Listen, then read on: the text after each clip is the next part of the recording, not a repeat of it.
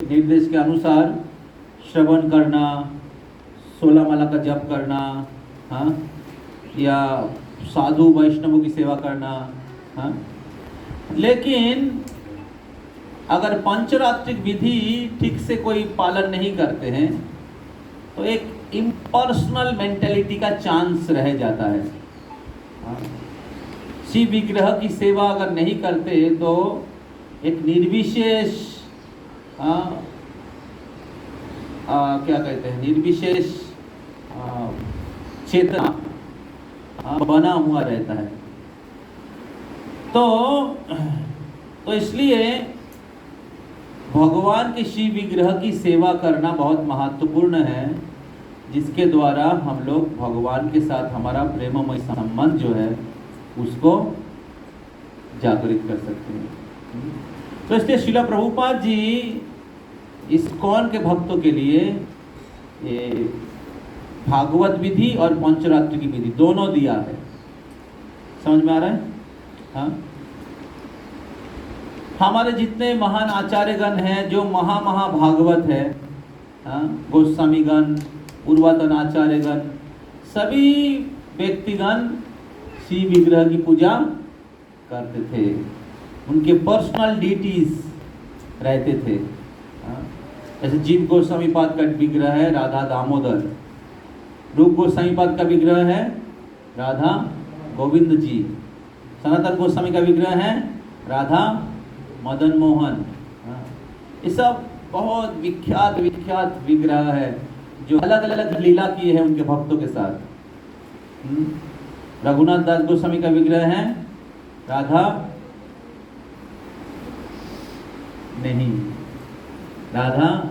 गिरिधारी। भक्ति सिद्धांत सरस्वती ठाकुर का विग्रह है राधा गंधर्विका गिरिधारी। श्रील प्रभुपाद का विग्रह है राधा गोविंद जी भी। तो श्रील प्रभुपाद जी ने जितने सारे विग्रह स्थापना किया है सब श्रील प्रभुपाद के विग्रह है। पूरे विश्व भर में हाँ, प्रभुपाद जी अनेक विग्रह का स्थापना किया है। तो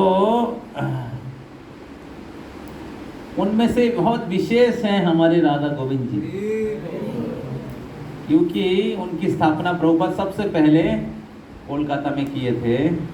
और प्रभुपाद जी जब हैरिसन रोड में रहते थे, अभी महात्मा गांधी रोड, वहाँ पर हर दिन वो राधा गोविंद जी का दर्शन करने के लिए जाया करते थे मौलिक हाउस में।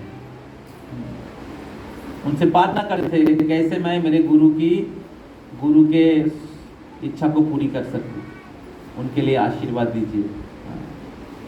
और बाद में जब प्रभुपाद जी सफल हुए और कोलकाता आए तो उन्होंने जो विग्रह स्थापना किया उनका नाम भी दिया राधा गोविंद जी।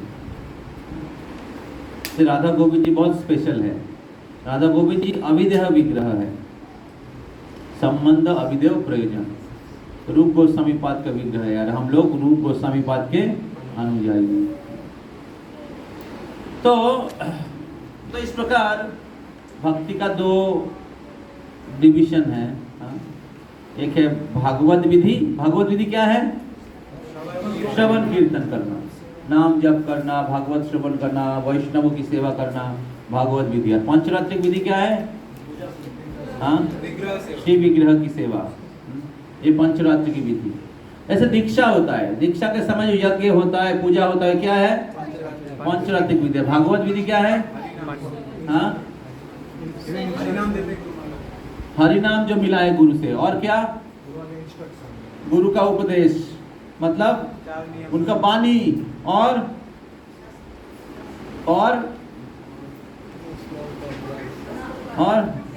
गुरु से सुनो। भागवत विधि, व्यक्ति भागवत का संग लीजिए। समझ में आ रहा है? तो कोई अगर घर में पूजा पाठ कर रहे हैं लेकिन गुरु का आदेशों का पालन नहीं कर रहे हैं, समझ में आ रहा है? गुरु से श्रवण नहीं कर रहे हैं, गुरु का आशीर्वाद ले नहीं रहे, मतलब आधा प्रैक्टिस कर रहे हैं, उसमें भी भागवत विधि ज़्यादा महत्वपूर्ण है। तो इस प्रकार भागवत विधि और पंचरात्र की विधि समझ में आ रहा है। पीछे दीक्षा माता जी सुन रहे हैं ना। तो अभी श्री विग्रह किस प्रकार भगवान से अभिन्न है उसके बारे में हम लोग सुनेंगे।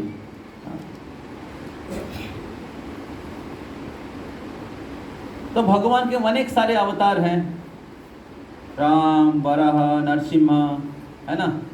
हाँ? हरे कृष्ण महामंत्र बोले क्या? हरे कृष्णा कृष्णा कृष्णा हरे हरे, हरे राम राम राम हरे हरे। तो अगर विग्रह सेवा करते करते आप सो गए तब क्या होगा? लेकिन भगवान उधर से गायब हो गया। हाँ?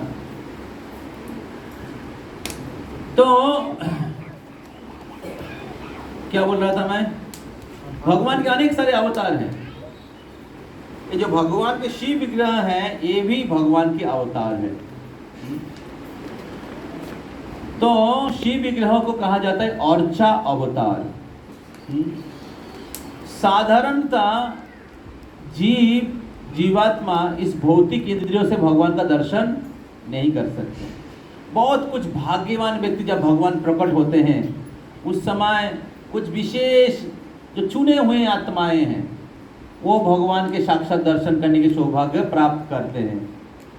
बहुत बार ऐसे बहुत सारे लोग हैं भगवान सामने साक्षात प्रकट होने के बाद भी भगवान को पहचान नहीं पाता है, जैसे जरासंध, कालजवन, दुर्योधन और मैं कंस। भगवान को साक्षात उपस्थित है फिर भी भगवान को समझ नहीं पाते। तो इसलिए भगवान को भौतिक आंखों से देखना या समझना कठिन है या असंभव है। तो इसलिए भगवान अलग अलग युग में प्रकट होते हैं, लेकिन बहुत गिने चुने कुछ लोग भगवान को दर्शन कर पाते हैं। तो इसलिए बाकी जो लोग हैं, भगवान आप प्रकट के बाद बाकी लोग कैसे भगवान की सेवा करने के सौभाग्य प्राप्त करेंगे? ऐसे लोगों को सेवा का मौका देने के लिए, और क्योंकि भगवान को हम लोग भौतिक दृष्टि से नहीं देख सकते हैं, इसलिए भगवान एक कृपा करके 8 प्रकार धातु से 8 प्रकार धातु के द्वारा बना हुआ मूर्ति के रूप में प्रकट होते हैं।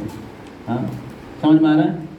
शिला हो गया या सोना हो गया, ऐसे अष्ट धातु या मिट्टी हो गया, बालू हो गया, ऐसे अलग अलग प्रकार से दारू हो गया, काठ। तो भगवान प्रकट होते हैं सब जीवों के प्रति करुणा करके, क्योंकि जीवात्मा भौतिक दृष्टि से, भौतिक आंखों से भगवान को देख नहीं सकते, क्योंकि हमारे इंद्रियां क्या है? अपूर्ण है, भौतिक है, और भगवान चिन्मय है। तो इसलिए भगवान इस अर्चा विग्रह के रूप में प्रकट होते हैं हमें सेवा का मौका देने के लिए। तो इसके बारे में 2 उदाहरण दिया जाता है, एक है पोस्ट बॉक्स, दूसरा है करेंसी नोट। तो पोस्ट बॉक्स जो होता है वो साधारण काठ से बना हुआ एक बॉक्स है। और भी बॉक्स है और पोस्ट बॉक्स भी है, लेकिन पोस्ट बॉक्स में अगर आप चिट्ठी डालेंगे तो क्या होगा? जहां पर आपको भेजना है वहां पर पहुंच जाएगा। हरे कृष्ण महामंत्र बोलूं क्या फिर से? तो इसलिए पोस्ट बॉक्स साधारण बॉक्स के जैसा ही एक बॉक्स है, लेकिन फिर भी वो साधारण कोई बॉक्स नहीं है, क्योंकि सरकार के द्वारा वो अनुमोदित है। हाँ, और उसमें अगर चिट्ठी फेंकें डालेंगे जहां पर जाना है पहुंच जाएगा। उसी प्रकार करेंसी नोट, मेरे पास तो नहीं है, आप लोगों के पास होगा। करेंसी नोट, हाँ दीजिए अगर है, प्रभु जी के पास है। हरी बोल। तो करेंसी नोट और कागज में क्या फर्क है? दोनों ही कागज हैं। क्या है फालतू? नहीं प्रभु, मेरे को दे दीजिए। तो दोनों कागज हैं, लेकिन एक कागज होने के बाद भी कागज नहीं है। समझ में आ रहा है? हाँ, उसी प्रकार भगवान अलग अलग धातु के, हाँ, क्या कहते हैं, द्वारा प्रकट होते हैं, लेकिन अलग अलग धातु या काठ या बालू या मिट्टी से बना होता है भगवान के विग्रह। तो भगवान के विग्रह उससे बना होने के बाद भी भगवान ईंट, पत्थर, काठ नहीं है। चैतन्य महाप्रभु कहते हैं, प्रतिमा नाओ तुम्हें साक्षात ब्रजेंद्र कुमार, हाँ, स्वयं भगवान है। तो भगवान अपने अचिंत शक्ति के द्वारा विग्रह के रूप में प्रकट होते हैं सभी जीवों को कृपा करने के लिए। हाँ? तो इसलिए जब हम लोग शिव विग्रह की सेवा करते हैं तो हमें ये याद रखना जरूरी है कि साक्षात भगवान मेरे सामने खड़े हैं। हाँ? साक्षात भगवान मेरे सामने खड़े हैं और करुणा करके हमें उनकी सेवा करने की सौभाग्य अवसर प्रदान किए हैं। इस प्रकार with full respect and gratitude हमें भगवान की सेवा करना चाहिए। समझ रहे हैं? शिव विग्रह की सेवा का एक बहुत महत्वपूर्ण प्रिंसिपल है। शिव विग्रह की सेवा का एक बहुत महत्वपूर्ण, क्या कहते हैं, प्रिंसिपल, नीति, कि हम लोग पूरे सम्मान के साथ, हाँ, आदर के साथ भगवान की सेवा करते हैं। कोई भी सेवा, आरती हो, भगवान को सुलाना हो, भगवान को खिलाना हो, भगवान को जगाना हो, भगवान को ड्रेस पहनाना हो। समझ रहे हैं? तो रेस्पेक्ट और ग्रैटिट्यूड, ये दो बहुत ही महत्वपूर्ण है। तो इस प्रकार ले लीजिए, इस प्रकार जब हम सेवा करते हैं शिव विग्रह की, तब हमें ये याद रखना चाहिए कि शिव विग्रह स्वयं भगवान है। भगवान का विग्रह कोई ईंट, काठ, पत्थर नहीं है। भौतिकवादी लोग ऐसा सोचते हैं। भौतिकवादी लोग सोचते हैं कि ये तो मूर्ति पूजा, आइडल वर्शिप। भौतिक जगत में लोग एक पर्टिकुलर सोसाइटी है, वो लोग बोलते हैं आइडल वर्शिप। लेकिन प्रभुपाद कहते हैं ये आइडल वर्शिप नहीं है, ये आइडियल वर्शिप है। हरि बोल। ये आइडल वर्शिप नहीं है, ये आइडियल वर्शिप। तो प्रभुपाद एक बार फ्रांस में गया, देखा वो तो नेपोलियन का स्टैचू खड़ा है, ठीक है। तो प्रभुपाद जी ने कहा कि France is there, where is Napoleon? तो फ्रांस में एक स्टेटमेंट है, Napoleon is France and France is Napoleon. नेपोलियन इतना पावरफुल किंग था, हाँ, फ्रांस मतलब नेपोलियन। तो प्रभुपाद जी ने कहा कि France is still there, where is Napoleon? समझ में आ रहा है? So Napoleon is no more. His statue is existing and only crows are sitting on the head of Napoleon and doing Mahaprasade Govinde. समझ रहे हैं? महाप्रसाद छोड़ देता है। काउवा का महाप्रसाद नेपोलियन सर पे लेता है। समझ में आ रहा है? महात्मा गांधी का स्टैचू भारत में है, अलग अलग व्यक्तियों का स्टैचू भारत में है। उनका स्टैचू क्या होता है? रास्ते के सेंटर पॉइंट में रहता है। हाँ, और पूरा साल धूप, बरसात, गर्मी खाता है, और हर दिन कौवा आके वहां पर टट्टी करता है। समझ में आ रहा है? This is idol worship. And what we are doing in ISKCON, हम लोग डेली शिव विग्रह को बहुत आदर के साथ, सम्मान के साथ, प्रेम के साथ सेवा करते हैं।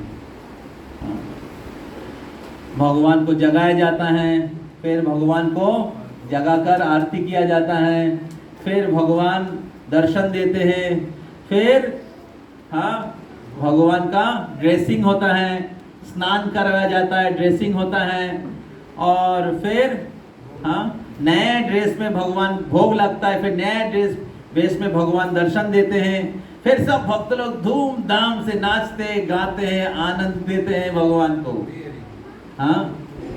फिर दिन रात भगवान की अलग अलग प्रकार की सेवा होता है, फिर भगवान का विश्राम का समय होता है। फिर भगवान विश्राम लेते हैं, विश्राम के बाद फिर से दर्शन देते हैं। फिर अलग अलग आरती होता है, दर्शन आरती, राजभोग आरती, फिर शाम को नहीं, उसके पहले धूप आरती, फिर संध्या आरती, फिर भोग लगता है। 8 बार भगवान को भोग लगता है। फिर रात में भगवान को विश्राम दिया जाता है, शयन होता है। और शयन के समय फिर से ड्रेस चेंज होता है भगवान का। इस प्रकार एक ऐश्वर्यपूर्ण रूप में शिव विग्रह की सेवा होता है। समझ में आ रहा है? तो दिस इज आइडियल वर्शिप।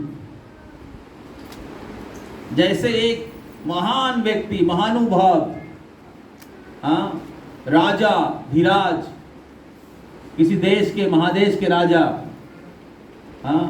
जिस प्रकार उनको सम्मान पूर्वक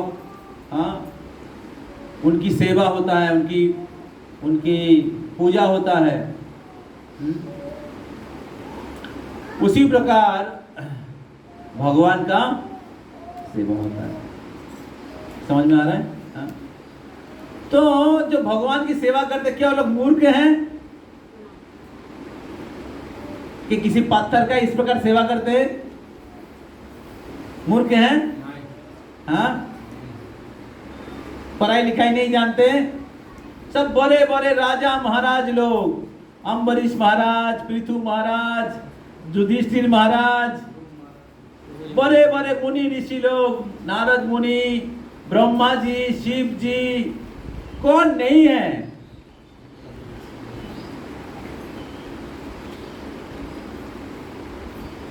धनी, उच्च पद में रहने वाले व्यक्ति, देवी देवता, सब लोग भगवान की सेवा कर रहे हैं।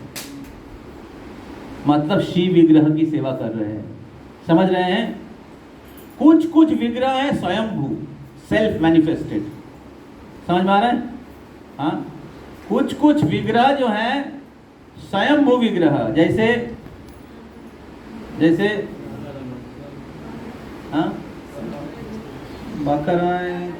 नहीं हो सकता है, नित्यानंद प्रभु प्रकट करवाया। राधा रमन सेल्फ मैनिफेस्टेड, और रंगनाथ श्रीरंगम में, और गोपीनाथ, टोटा गोपीनाथ, चैतन्य महाप्रभु प्रेम से प्रकट कराया टोटा से, मिट्टी के नीचे से। और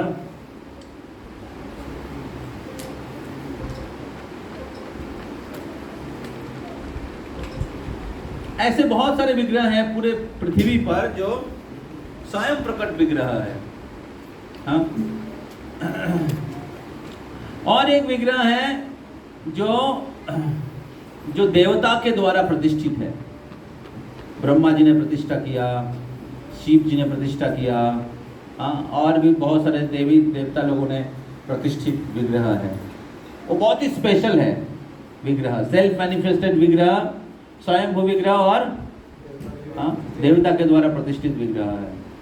और कुछ विग्रह जो आचार्य के द्वारा प्रतिष्ठित है, रामानुजाचार्य ने प्रतिष्ठा किया, शंकराचार्य ने प्रतिष्ठा किया, चैतन्य महाप्रभु ने प्रतिष्ठा किया, श्रील प्रभुपाद जी ने प्रतिष्ठा किया। ऐसे महान आचार्य लोगों के द्वारा प्रतिष्ठित जो विग्रह है बहुत जागृत होते हैं। क्या कहते हैं हिंदी में?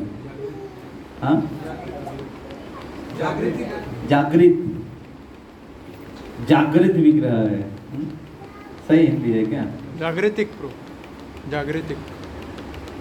और कुछ विग्रह जो होते हैं ब्राह्मणों के द्वारा प्रतिष्ठित होते हैं, जो प्रामाणिक पंचरात्रिक विधि के अनुसार ब्राह्मणों के द्वारा उनकी प्राण प्रतिष्ठा होता है। समझ में आ रहा है? तो ये कोई भक्त लोग मूर्ख नहीं है कि इतना समय देके इतने ऐश्वर्य के साथ बहुत धन ऐश्वर्य का व्यवहार करके किसी पत्थर की पूजा करेंगे। तो भगवान पत्थर नहीं है, पहला चीज समझना पड़ेगा। या भगवान के जो आलेख है, फोटो है, कोई फोटो नहीं है, स्वयं भगवान है। तो कुछ विग्रह तो स्वयंभू हैं, कुछ विग्रह आचार्य के द्वारा, कुछ विग्रह देवता के द्वारा, कुछ विग्रह ब्राह्मणों के द्वारा, और भगवान स्वयं उस विग्रह में निवास करते हैं। विग्रह और भगवान अभिन्न है। समझ रहे हैं? तो पूरे पृथ्वी पर अनेक भगवान के इस प्रकार विग्रह हैं। कुछ विग्रह बहुत प्राचीन है। तो भगवान के विग्रह कोई ईंट पत्थर काठ से नहीं बना हुआ है, स्वयं भगवान है। इसका बहुत सारे प्रमाण है। भगवान के शिव विग्रह कोई पत्थर नहीं है, स्वयं भगवान है। इसका बहुत प्रमाण है।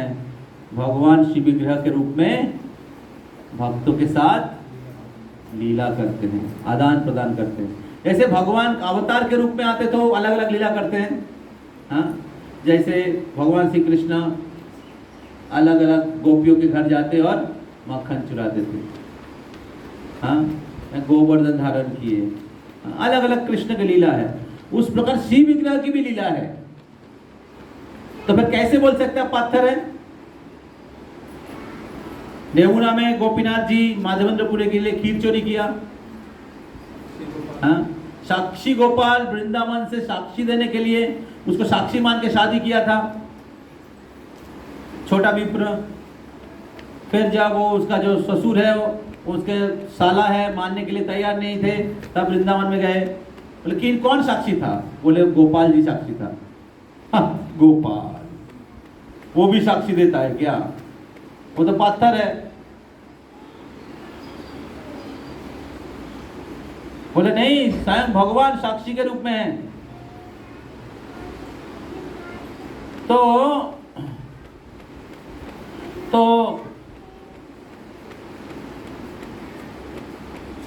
फिर उन्होंने कहा कि अगर आप भगवान को साक्षी दिला सकते तो मैं आप शादी हो जाएगा आपका। फिर गोपाल जी के पास गए, और फिर भगवान को बोला कि हे प्रभु ऐसा ऐसा ऐसा हुआ है, आप ही इसका मध्यस्थता किए थे, कृपया आप साक्षी देने के लिए आए। तो भगवान ने कहा देखिए मैं तो शिव विग्रह हूँ, मैं कैसे चल सकता हूँ। तो फिर जो भक्त था छोटा विप्र, भक्त तो बहुत बुद्धिमान है, चतुर है, तब कहा भगवान अगर आप बोल सकते हो तो चल भी सकते हो। तब भगवान क्या करेंगे, फंस गया। फिर बोला ठीक है मैं आप चलो आपके पीछे पीछे मैं, लेकिन एक शर्त है, जहां पर आप पीछे मुड़ के देखोगे वहां पर मैं रुक जाऊंगा। तब गोपाल जी वृंदावन से हाँ छोटा विप्र के पीछे पीछे आए ओडिशा में साक्षी देने के लिए। हरि बोल। और जब वो ब्राह्मण पीछे मुड़ के देखा तब भगवान उधर रुक गए। फिर देखा कि स्वयं भगवान त्रिभंग मुरलीधारी कृष्ण खड़े हैं। और फिर सारे गांव को बुला, देखिए देखिए भगवान साक्षी देने के लिए आए, देखिए भगवान कितने दयालु हैं, साक्षी देने के लिए वृंदावन से हमारे गांव में आए। बोलो साक्षी गोपाल भगवान की। तो पिछले बार हम लोग साक्षी गोपाल का दर्शन करने के लिए दुर्गा पूजा यात्रा में गए थे। हरि बोल। इस बार जाना चाहेंगे आप लोग? हरि बोल। वृंदावन धाम की। तो पिछले बार जब साक्षी गोपाल में गए थे तो हम साक्षी गोपाल से प्रार्थना कर रहे थे। पुजारी जी इतना दयालु थे, हम लोग एकदम अंदर घुसा गया, हम लोग डर लग रहा था। तो हम लोग साक्षी गोपाल से प्रार्थना कर रहे थे। अरे प्रार्थना कर रहे थे तो साक्षी गोपाल के गले से उस माला गिर गया था। मैं बताया नहीं था, एक दो जन जानते हैं शायद। तो ऐसा कहा गया है कि जब आप भगवान से विशेष रूप से प्रार्थना करेंगे कुछ, तो भगवान उस प्रार्थना एक्सेप्ट करते हैं, तो आशीर्वाद के रूप में ना माला गिरा देते हैं। जब कृष्णदास कविराज गोस्वामी चैतन्य चरितामृत लिखने के लिए उनको सबने कहा चैतन्य चरितामृत लिखिए आगे वाले जनरेशन के लिए। वो लिखना नहीं चाह रहे थे, वो अपने आप को अनक्वालिफाइड समझ रहे थे, इन सब ने रिक्वेस्ट किया। तो तब उन्होंने राजी हुआ, तो आशीर्वाद लेने के लिए मदन मोहन जी के पास गए। तब मदन मोहन जी से जब प्रार्थना किया तो मदन मोहन का सुंदर माला उनके गले से गिर गया। तो सब ने बोला हरि बोलो, हरि बोलो। तो सब ने समझ लिया कि मदन मोहन जी ने आशीर्वाद दे दिया, परमिशन दे दिया। आपने सुना है सत्स्वरूप बलराम जी की। देखिए डेटी डिपार्टमेंट में सेवा करते हैं, कहाँ वो दायित्व लेके करेगा और खुद घूम रहे हैं। रहो बाहर, 12 बजे खुलेगा, ठीक है। 10 नामों पर अभी सेवा अपराध किया है, 12 बजे अपराध सुनने के लिए आ जाना। तो भक्ति विनोद ठाकुर के पिताजी इसी रूम में रहता है। देखो भक्ति विनोद ठाकुर के माता भक्ति विनोद ठाकुर के पत्नी भक्ति सिद्धांत सरस्वती ठाकुर को लेके गए थे जब जगन्नाथ मंदिर सामने से रथ जा रहा था। हाँ? और तब क्या हुआ, जगन्नाथ के गले से एक माला गिर पड़ा भक्ति सिद्धांत सरस्वती ठाकुर के ऊपर। और तब सब पंडा लोगों ने क्या बोला, हरि बोलो, हरि बोलो, नींद छोड़ो।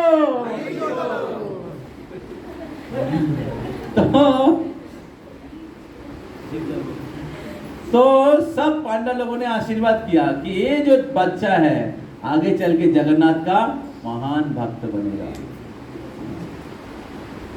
तो इस प्रकार भगवान भक्तों के साथ आदान प्रदान करते हैं। तो पूरे सृष्टि में आपने मायापुर में राजापुर जगन्नाथ है, हमारे नरसिंहदेव भगवान है, कितने सारे लीला है उनका। उसके ऊपर किताब है, आप पढ़िएगा। मेरे को याद है हमारा एक वॉइस था वहाँ पर जादवपुर यूनिवर्सिटी के पास 2006-7-8 के समय। तो उस समय मैं जादवपुर यूनिवर्सिटी में प्रचार के लिए जाते थे। तो हमारा वॉइस था जादवपुर कॉलेज के पीछे। तो वहाँ पर बहुत सुंदर विग्रह था, बाका निताई गौर राय। बहुत सुंदर है विग्रह, हनुमान को लेके आए थे बांकुरा से, और उस विग्रह का नाम गुरु महाराज खुद दिए थे। बहुत सुंदर विग्रह है। तो विग्रह उस वॉइस में, उस वॉइस के लिए लाया गया था विग्रह। तो उस समय गर्मी का सीजन, आम का क्या कहते हैं पर्व चालू हुआ। तो उस समय जादवपुर में एक वॉइस था और शिवपुर में एक वॉइस था। तो एक प्रभु जी शिवपुर वॉइस से जादवपुर वॉइस में आया। तो शिवपुर में बहुत अच्छा भगवान को आम खिलाया गया, ठीक है। वो आके बोलने लगा, प्रभु जी देखो वहाँ पर बहुत सुंदर आम खिलाया सबको। तो मेरे को लगा कि हमें भी भगवान को अच्छा आम खरीद के खिलाना चाहिए। तो ऐसा सोचते सोचते मैं जब वॉइस के मतलब फ्लैट से निकला बाजार में जाने के लिए, तो उस बिल्डिंग के सामने एक आम का पेड़ था, और उसमें से एक बहुत सुंदर एक आम तुरंत गिर गया। और आम गिरा, कुछ नहीं हुआ उस आम को, पका हुआ एकदम पीला आम था, गिरा कुछ भी नहीं हुआ। तो मेरे को तुरंत लगा कि भगवान असल में आम खाना चाह रहे थे। और जनरली क्या होता है, आम गिरता है तो सब लोग जाके ले लेता है, और आम गिरा उधर कोई नहीं था आसपास में, मेरे सामने गिरा। तो मैं तुरंत उसको उठाया, उठाकर फिर वॉइस में वापस गया और उसको अच्छे से धोया, फिर भगवान को भोग लगाया। भोग लगाने के बाद जब प्रसाद के रूप में सबको दिया गया, वो आम इतना स्वादिष्ट था, इतना स्वादिष्ट था, मतलब एक दिव्य फल था। और वो इतना लंबा आम था, उसका जो अंदर में क्या कहते हैं गुठली एकदम छोटा था, गुठली एकदम छोटा, और आम बहुत बड़ा, और बहुत ही स्वादिष्ट था आम। तो हमें मतलब ये अनुभव हुआ कि बाका निताई गौर राय, यहाँ पर अपने बाका निताई का दर्शन किया, कोलकाता में भी बाका निताई है, ऐसे करके तो मेरे को लगा ये बाका निताई का पास टाइम है। तो इस प्रकार भगवान बहुत आपको आदान प्रदान करेंगे। जब हम लोग गरिया वॉइस खोलने के लिए सोच रहे थे 2016-17 में, तो तब मेरा इच्छा था राधा गोविंद जी को फोटो लेके जाए। तो मेरी इच्छा था कि राधा अष्टमी के दिन वॉइस का ओपनिंग करें।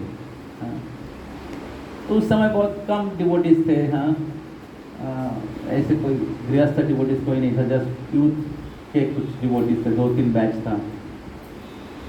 तो हम लोग राधाष्टमी मनाया, और सुबह शाम, फिर शाम को हम लोग राधाष्टमी के दिन उधर जस्ट सेटअप करना था कि भगवान आ जाए राधाष्टमी के दिन। तो जब राधा गोविंद जी का फोटो हम लोग उधर खरीदने के लिए गए, सब लोग बोले हरे कृष्णा हरे कृष्णा कृष्णा कृष्णा हरे हरे हरे राम राम राम हरे हरे। जागते रहिए, टाइम हो गया वो।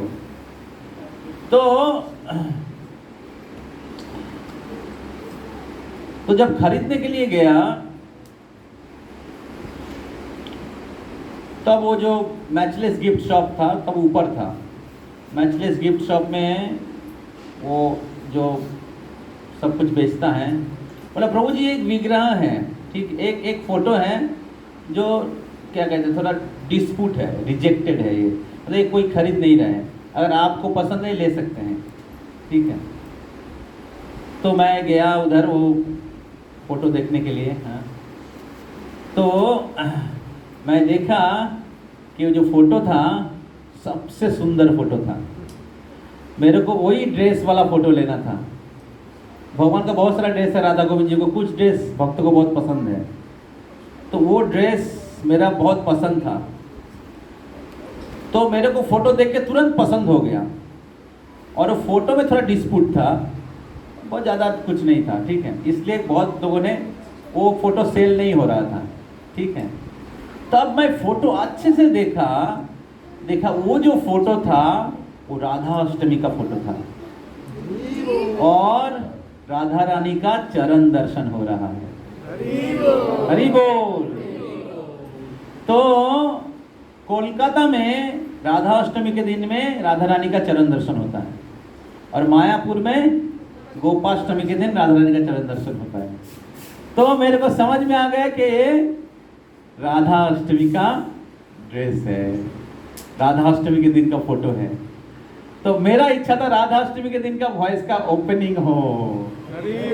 और राधा रानी की इतनी दया है, करुणा है कि राधा अष्टमी के दिन वाला फोटो चरण का कृपा देते हुए गरिया वॉइस में आ गए। हरि बोल। तो ये कोई एक्सीडेंट या इंसिडेंट नहीं है, हाँ, ये भगवान का पास टाइम है। भगवान भक्तों के साथ आदान प्रदान करते हैं। हाँ। तो इसलिए भगवान के शिव विग्रह हो या भगवान का फोटो हो, भगवान के विग्रह, भगवान के फोटो भगवान से अभिन्न है। इससे पूरे प्रेम के साथ, जैसे इस भजन में गाया गया, हाँ? राधा कृष्ण प्राण मोर जुगल किशोर, जीवने मरणे गति आर नाही मोर, राधा कृष्ण प्राण मोर जुगल किशोर। इसमें अलग अलग चीज बताया गया है। गाथिया मालतीर माला दिम दुहार गले, अधरे तुलिया दिव कर्पूर तांबुले, हाँ, चामरो दुलाबो कबे हेरी मुख चंद्र। तो जो भक्तों का जो इच्छा है भगवान की सेवा करना, इसको कहते हैं लालसा मोही।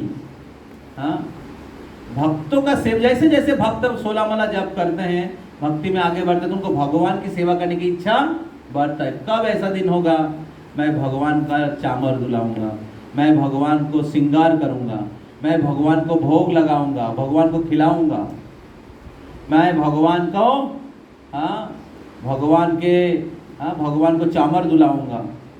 हाँ, तो ये इच्छा पूरी होता है शिव विग्रह की सेवा के द्वारा।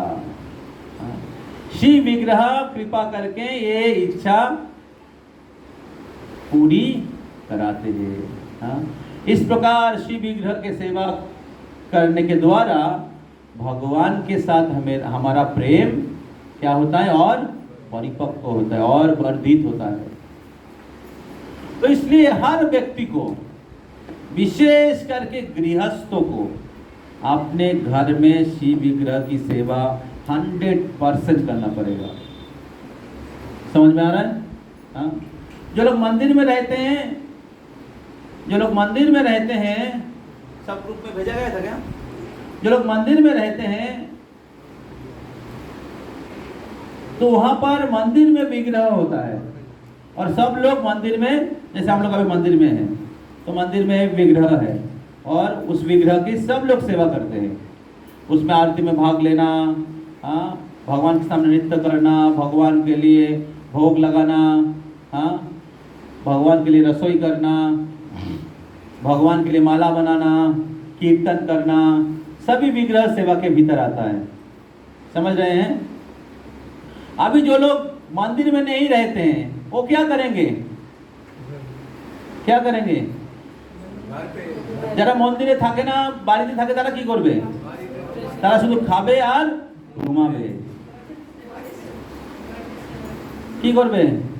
খাবে আর ঘুমাবে। হ্যাঁ, তাদের বাড়িতে ভগবানের বিগ্রহ থাকতে হবে। বিগ্রহ না থাকুক, কমসে কম आलेख्य থাকতে হবে। समझ में आ रहा है? हम लोग क्या करते, पहले जमाना में सबके घर में बीच में सेंटर हॉल में भगवान का बहुत सुंदर ऑल्टर रहा करता था, और सब लोग सुबह उठ के मंगल आरती के लिए वहां पर आ जाते थे, दर्शन करते थे, पूजा करते थे, आरती करते थे, और फिर नाम जप करते थे एक साथ। घर का सेंटर, घर का राजा कौन था? कृष्ण, सीताराम, राधेश्याम, गौर निताई, जगन्नाथ, बलदेव, सुभद्रा। अभी क्या हुआ, सबको हटाकर वो सीढ़ी घर के नीचे डाल दिया गया, और बीच में आ गया क्या? 56 इंची वाला LG टीवी। समझ रहे हैं? और सब लोग IPL देखते हैं, न्यूज देखते हैं, स्टॉक मार्केट देखते हैं। समझ में आ रहा है? तो ब्रिटिश लोगों ने आया और उन्होंने इंडियन लोगों को इतना प्रीचिंग किया, उसने ऑल्टर को हटा दिया और टीवी को डाल दिया इडियट बॉक्स। पैसा देकर एक बॉक्स लेके आया, खरीद के लाया, और वो दिन रात उसको बुद्धू बना रहे हैं।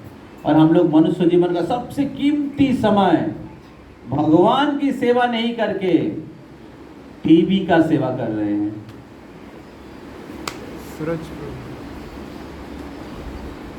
समझ में आ रहा है? तो जिस घर में शिव विग्रह की सेवा नहीं होता है, जिस घर में शिव विग्रह की सेवा नहीं होता है, हरि नाम का जप कीर्तन नहीं होता है, उसको कहा गया है, सुनना चाहेंगे? क्या कहा गया? बोलिए शास्त्र में। हाँ, श्मशान।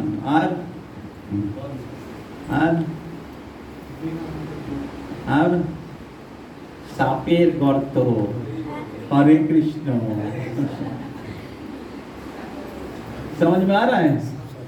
हाँ,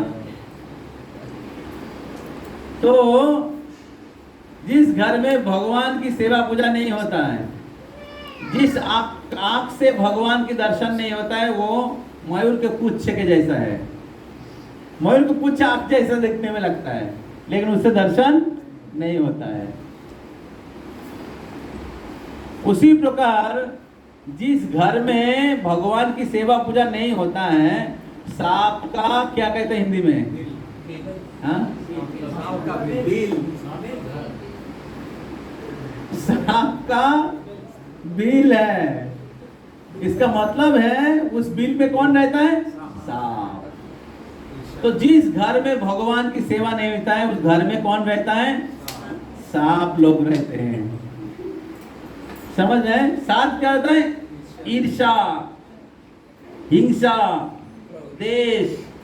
जो ज्यादा इंद्र तृप्ति करेगा, वो उसके हृदय में ज्यादा ईर्ष्या होता है। उससे जो ज्यादा प्रगति कर लिया, ईर्ष्या होगा। उससे मेरा एक ताला मकान, उसका 2 ताला मकान, उसका बेटा का जॉब लग गया,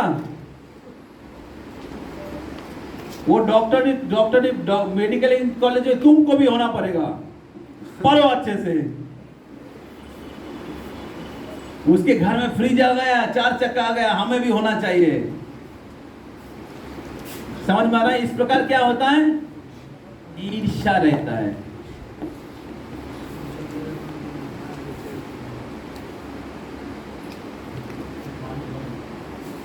तो इस प्रकार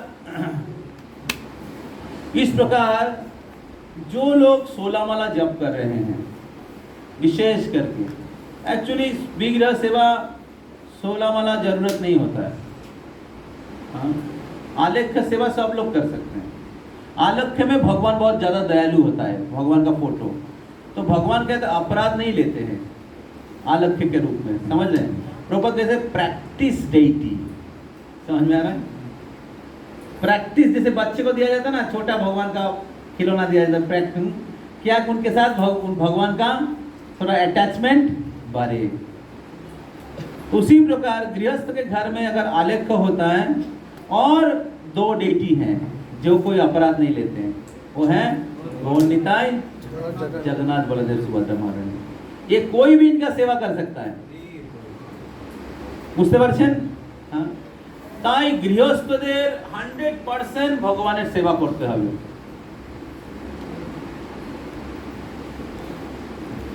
তো এখন সেই স্ট্যান্ডার্ডটা বিভিন্ন হতে পারে। শুরুতে আপনি কম স্ট্যান্ডার্ডে শুরু করতে পারেন, ধীরে ধীরে আপনি সেই স্ট্যান্ডার্ডটাকে বাড়াতে পারেন, যেটা অরিजिनल स्टैंडर्ड। शुरू में हिज ग्रेस जन्निवास को कहते हैं, शुरू में भगवान क्या कहते हैं, जिस गृहस्थ के घर में रहते उन गृहस्थों का शेड्यूल फॉलो करते हैं। ठीक है, तुम जैसे रखेगा मैं वैसे ही रह जाऊंगा, कोई दिक्कत नहीं, बस रख लो मेरे को, समझ रहे ना। शुरू में भगवान समझने नहीं देते कि मैं भगवान हूँ, और डिमांड नहीं करते हैं कि डिमांड करेगा तो बोल तो सेवा ही छोड़ देगा वो। इसलिए भगवान बोले ये अभी इसको डिमांड नहीं कर सकते, ये इतना एडवांस नहीं है, समझ रहे ना। फिर धीरे धीरे जब भक्त एडवांस होता है तब धीरे धीरे वो भगवान का शेड्यूल फॉलो करते हैं। पहले भगवान जिनके घर में रहते गृहस्थों का शेड्यूल फॉलो करते हैं, और जब गृहस्थ भक्ति में धीरे धीरे एडवांस होता है, समझ में आता है, पहले वो सोचता था मैं ही भगवान हूँ, मैं ही इस घर का मालिक हूँ, हाँ, और वो भगवान की सेवा करते हैं अपनी इच्छा को पूरी करने के लिए। धीरे धीरे वो एडवांस करता है तब उसको समझ में आ रहा है मालिक तो मैं नहीं हूँ, मालिक तो ये भगवान है। हाँ, केवल बांसुरी बजाता है, लगता है कुछ पता नहीं इनको, हाँ, लेकिन ये सब कुछ का स्वामी है, पूरे दुनिया इनके इशारों पे चलते हैं। हाँ, समझ में आ रहा है। तब वो क्या करते हैं, भगवान के जो शेड्यूल है, भगवान का जो स्टैंडर्ड है, धीरे धीरे फॉलो करने लगते हैं। समझ में आ रहा है ना। तो इसलिए गृहस्थ लोग अगर भगवान का सेवा नहीं करेंगे, शिव विग्रह की सेवा नहीं करेंगे, तो उनको गृहस्थ आश्रम में आसक्ति और बढ़ेगा। समझ रहे हैं, इंद्रिय तृप्ति के प्रति आसक्ति और बढ़ेगा, और उनके लिए जप करना, ये सब करना और कठिन हो जाएगा। तो इसलिए गृहस्थों को दो चीज करना चाहिए हमेशा, शिव विग्रह की सेवा और वैष्णवों की सेवा। वैष्णवों को अपने घर में बुलाना चाहिए और उनसे भगवान के बारे में सुनना चाहिए, और जितना संभव हो उनकी सेवा करना चाहिए। हाँ। तो ये बहुत ही महत्वपूर्ण है, क्योंकि गृहस्थ आश्रम में रहने के कारण हाँ भौतिक विषयों का संग करना पड़ता है, और इससे क्या होता है, हमारा बंधन आसक्ति और बढ़ता है। तो इसलिए शिव विग्रह की सेवा करने के द्वारा, शिव विग्रह को अच्छे सजाने के द्वारा, शिव विग्रह को अच्छा जो खाते हैं अपने जीवा के लिए नहीं खा के शिव विग्रह की संतुष्टि के लिए रसोई करिए। समझ में आ रहा है। घर में कुछ उत्सव मनाइए भगवान का, साधुओं को आमंत्रण करिए, थोड़ा प्रसाद का वितरण करिए। জানি না আমি এখন কাউকে অ্যালাউ করব না। 12 हो गया और 12 हो गया।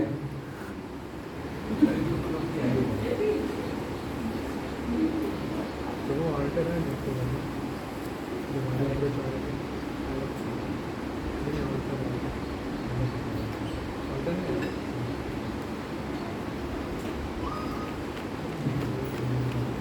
प्रभु बोले थे ना कि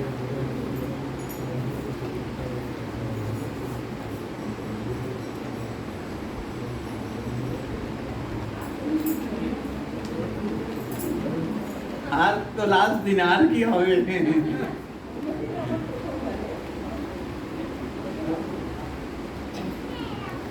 তখন তো আমরা ভুলেই যাব।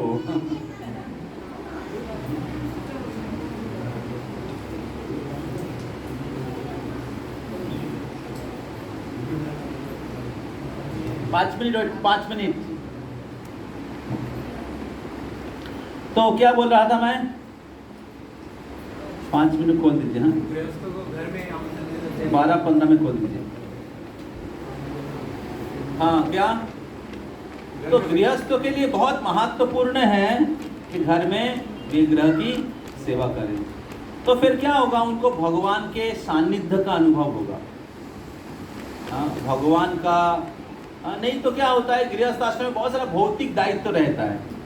पैसा कमाओ, बच्चे को देखभाल करो, हाँ, और बहुत सारा भौतिक सुख का भी ये रहता है, हाँ, जो गृहस्थ आश्रम में आपको अनुमोदित किया गया है।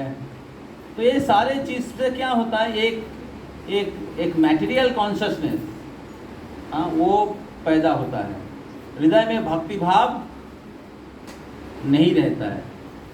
तो शिव विग्रह की सेवा, नाम जप के साथ साथ शिव विग्रह की सेवा करेंगे तो आपके हृदय भक्ति भाव बना हुआ रहेगा। समझ रहे हैं? आप ये याद कर पाएंगे, रियलाइज कर पाएंगे, समझ पाएंगे, अनुभव कर पाएंगे कि मैं भगवान का दास हूँ। ये घर भगवान का है। इस घर में सब कुछ भगवान के निर्देश के अनुसार चलेगा। तब मंदिर में रहने वाले भक्त जिस प्रकार भगवान के साथ रहते हैं, उसी प्रकार गृहस्थाश्रम में रहने के बाद भी घर में अगर भगवान की विग्रह की सेवा होगा तो आपको ये अनुभव होगा कि मैं भगवान के साथ रहता हूँ, मेरा घर भगवान का है। इस प्रकार आपका घर क्या हो गया? मंदिर हो गया। समझ में आ रहा है? इस प्रकार घर को मंदिर में ट्रांसफॉर्म कर सकते हैं शिव विग्रह की सेवा करने के द्वारा, शिव विग्रह को भोग लगाने के द्वारा, शिव विग्रह को सुलाने के द्वारा, उठाने, जैसे बच्चे का सेवा होता है। तो बच्चा क्या कहते हैं, डिमांड्स लॉट ऑफ अटेंशन, है कि नहीं? उसी प्रकार जब शिव विग्रह की सेवा करेंगे तो आपकी जो अटेंशन है कृष्ण की तरफ बढ़ेगा। समझ में आ रहा है? हाँ? तो इसलिए जो 16 माला जप कर रहे हैं या नहीं भी कर रहे कोई, तो 16 माला 4 नियम के साथ साथ घर में भगवान की कुछ बेसिक सेवा करिए। और इससे क्या होगा? आपका भक्ति में और प्रगति होगा। समझ में आ रहा है? तो अभी तक जितना चर्चा किया, आपको में किसी को कोई डाउट है, कोई प्रश्न है?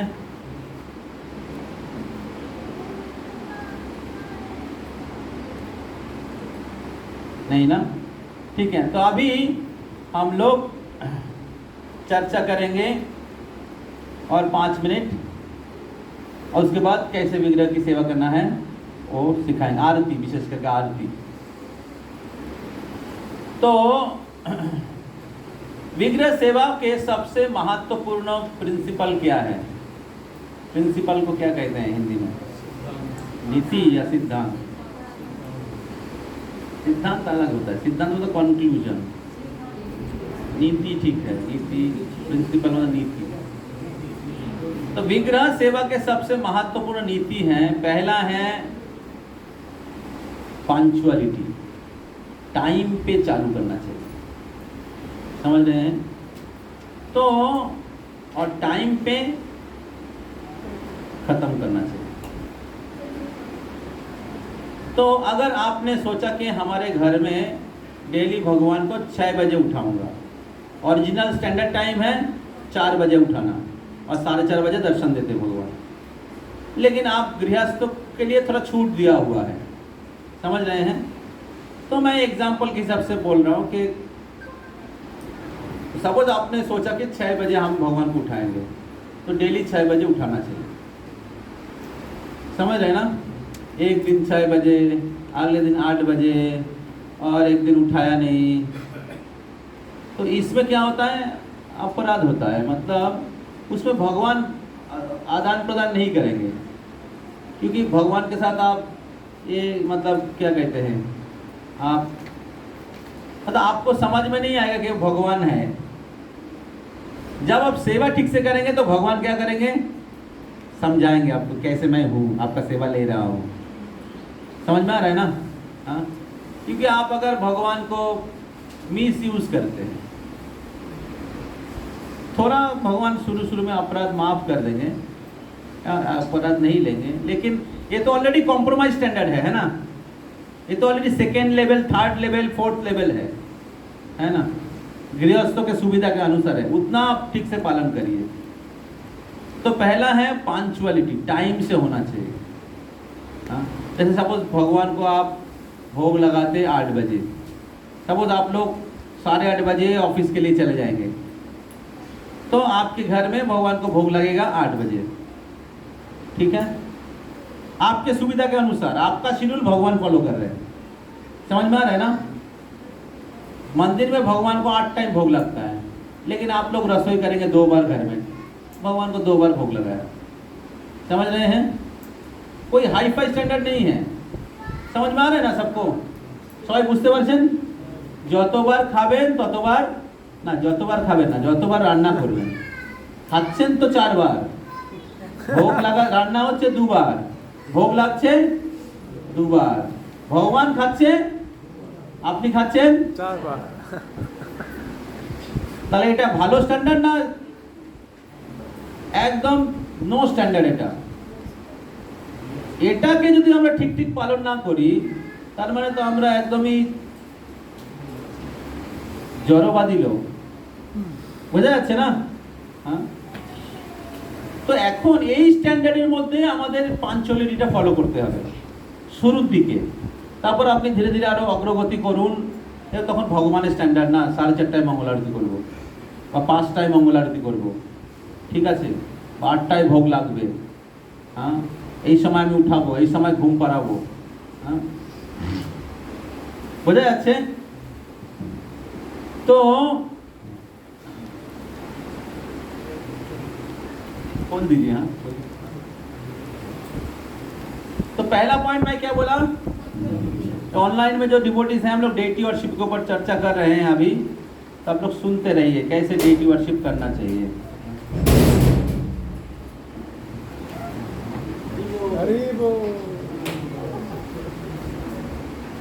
शो चालू हुआ एकदम।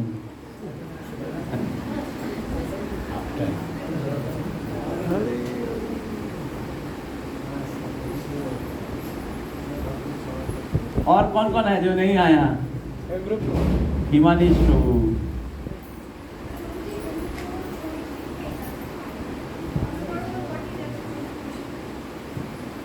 आर के असनी,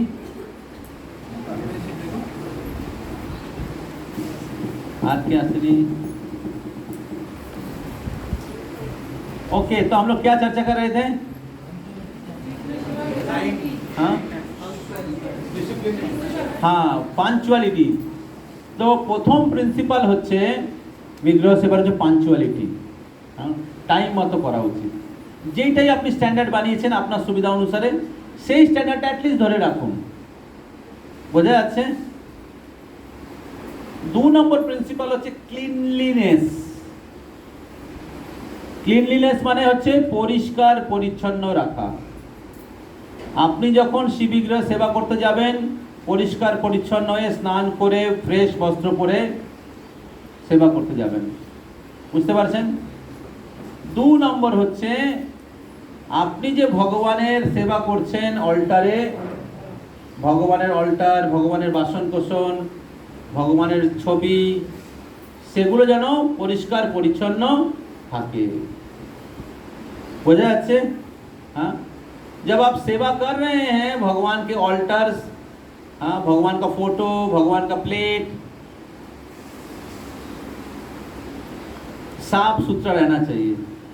कुछ क्लीनिंग डेली करना चाहिए। कुछ क्लीनिंग एवरी एकादशी में करना चाहिए। हाँ, जैसे भगवान के फोटो वगैरह, हाँ, कुछ कुछ लोग डेली कर सकते हैं अगर असुविधा नहीं है, नहीं तो कम से कम हर एकादशी में करना चाहिए या हफ्ते में एक बार करना चाहिए।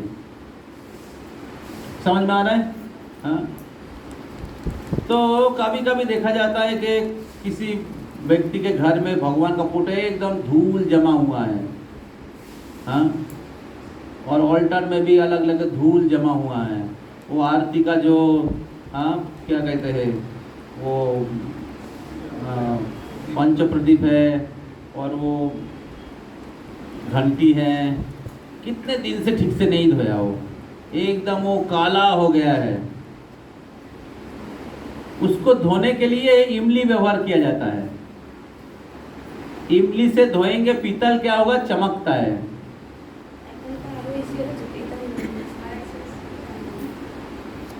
अनेक किछु आछे। तो जो भी है, सेकेंड प्रिंसिपल क्या है? क्लीनलीनेस। अपना कपड़ा ठीक होना चाहिए और भगवान का सब कुछ ठीक होना चाहिए, क्लीन होना चाहिए। तो माताजियों का एक टाइम होता है जब वो अशुद्ध रहता है, हाँ? तो बहुत लोगों का प्रश्न था, उस समय क्या भगवान की सेवा कर सकते हैं? अगर आपके घर में कोई नहीं है भगवान की सेवा करने का, तो जो रहेंगे उनको सेवा करना पड़ेगा। समझ में आ रहा है? मतलब अगर कोई नहीं है सेवा करने का, तो माताजियों को सेवा करना चाहिए, हाँ? तो उसमें अपराध नहीं होता है। सबसे महत्वपूर्ण पॉइंट है कि भगवान की सेवा, पूजा बंद नहीं होना चाहिए। समझ में आया? हाँ? तो दूसरा प्रिंसिपल क्या हुआ? क्लीनलीनेस। तीसरा प्रिंसिपल है भगवान का जो सेवा होगा, जैसे मैं पहले पॉइंट में बोला था, क्या पॉइंट बोला था? पहला पॉइंट, हाँ, नहीं, उसके एकदम शुरू में फिलोसॉफी में मैं बोला था, रेस्पेक्ट। हाँ, शिव विग्रह और भगवान अभिन्न है। तो ये जानकर हृदय के साथ सम्मान पूर्वक भगवान की सेवा करना चाहिए। समझ रहे हैं?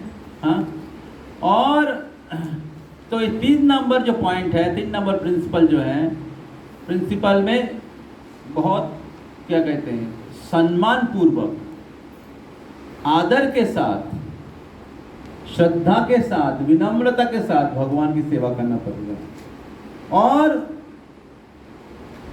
3 नंबर पॉइंट का B point, A point, B point. B point है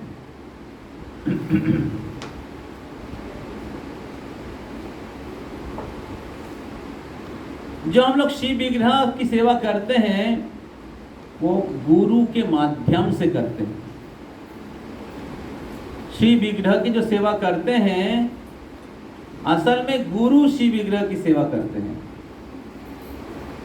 तो गुरु को असिस्ट करने की मूड से हम लोग शिव विग्रह की सेवा करते हैं। समझ में आ रहा है? तो ये सेवा गुरु परंपरा से कृष्ण के पास जाता है।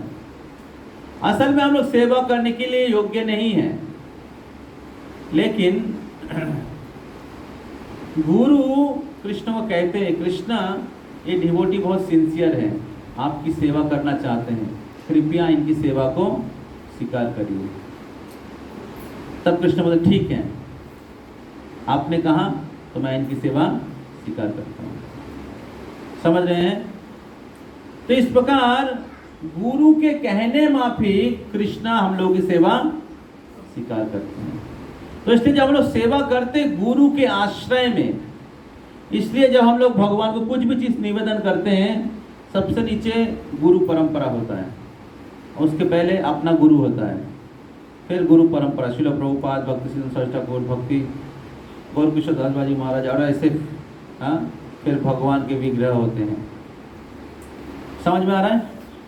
तो सेवा करने के समय ये मूड या भाव होना चाहिए। बुझते पारছেন? हाँ, तो ये तीसरा प्रिंसिपल है जब हम लोग शिव विग्रह की सेवा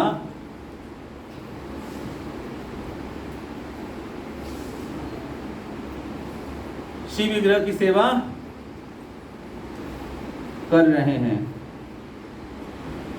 तो पहला प्रिंसिपल क्या है? पंक्चुअलिटी। दूसरा क्लीनलीनेस। तीसरा रेस्पेक्ट भगवान के प्रति, और दूसरा गुरु के बिहाफ में असिस्ट करने के मूड में भगवान की सेवा कर रहे हैं। गुरु के दास के रूप में हम लोग भगवान की सेवा कर रहे हैं। गुरु ने बोला सेवा करने के लिए, इसलिए मैं भगवान की सेवा कर रहा हूँ। तो भगवान के सामने मेरा परिचय क्या है? गुरु के दास। समझ रहे हैं? तब कृष्ण तुरंत एक्सेप्ट करेंगे आपकी सेवा। ओ दास दासानुदास, समझ में आ रहा है? ओ अच्छा भक्त है। समझ में आया ना? हाँ। तो अभी क्लीनलीनेस में कुछ इंपॉर्टेंट चीज है। जैसे मैंने बोला ड्रेस, हाँ, ड्रेस फ्रेश होना चाहिए, स्नान करना चाहिए, तिलक लगाना चाहिए। समझ रहे हैं? तिलक होना चाहिए जब आप शिव विग्रह की सेवा कर रहे हैं। तो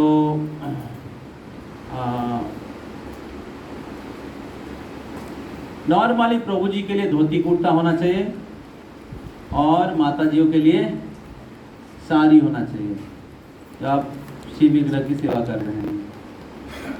तो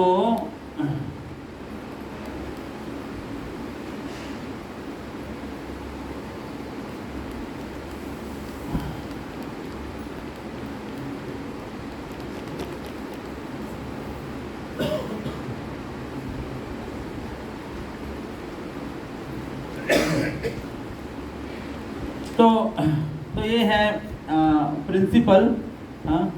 अभी आरती कैसे करें?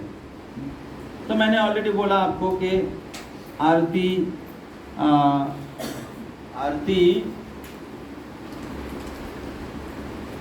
एक फिक्स टाइम होना चाहिए, है ना, आपकी सुविधा के अनुसार। तो गृहस्थों को एटलीस्ट मतलब ऐसा बोला जाता है, हाँ, कि किसी घर में 3 बार आरती होना चाहिए, सुबह, दोपहर को, शाम को। अगर 3 नहीं कर सकते, कम से कम 1 या 2 करना चाहिए। हाँ, समझ रहे हैं? हाँ, अगर 3 नहीं कर सकते, कम से कम 1 या 2 करना चाहिए। हाँ, सुबह कर सकते हैं मंगल आरती, हाँ, और सुबह का बेस्ट है। हाँ, सुबह का आरती करना चाहिए। कभी जैसे घर में, हाँ, 1 आरती माता जी ने किया, 1 आरती प्रभु जी ने किया। सुबह प्रभु कर सकते हैं क्योंकि दोपहर वो निकल जाएंगे, तो बाकी शाम का आरती माता जी कर सकती है। हाँ, समझ में आ रहा है ना? इस प्रकार। हाँ, तो अभी आरती कैसे करना चाहिए? तो पहले आरती के पहले हमें ऑल्टर सेटअप आपको पता होना चाहिए, है ना?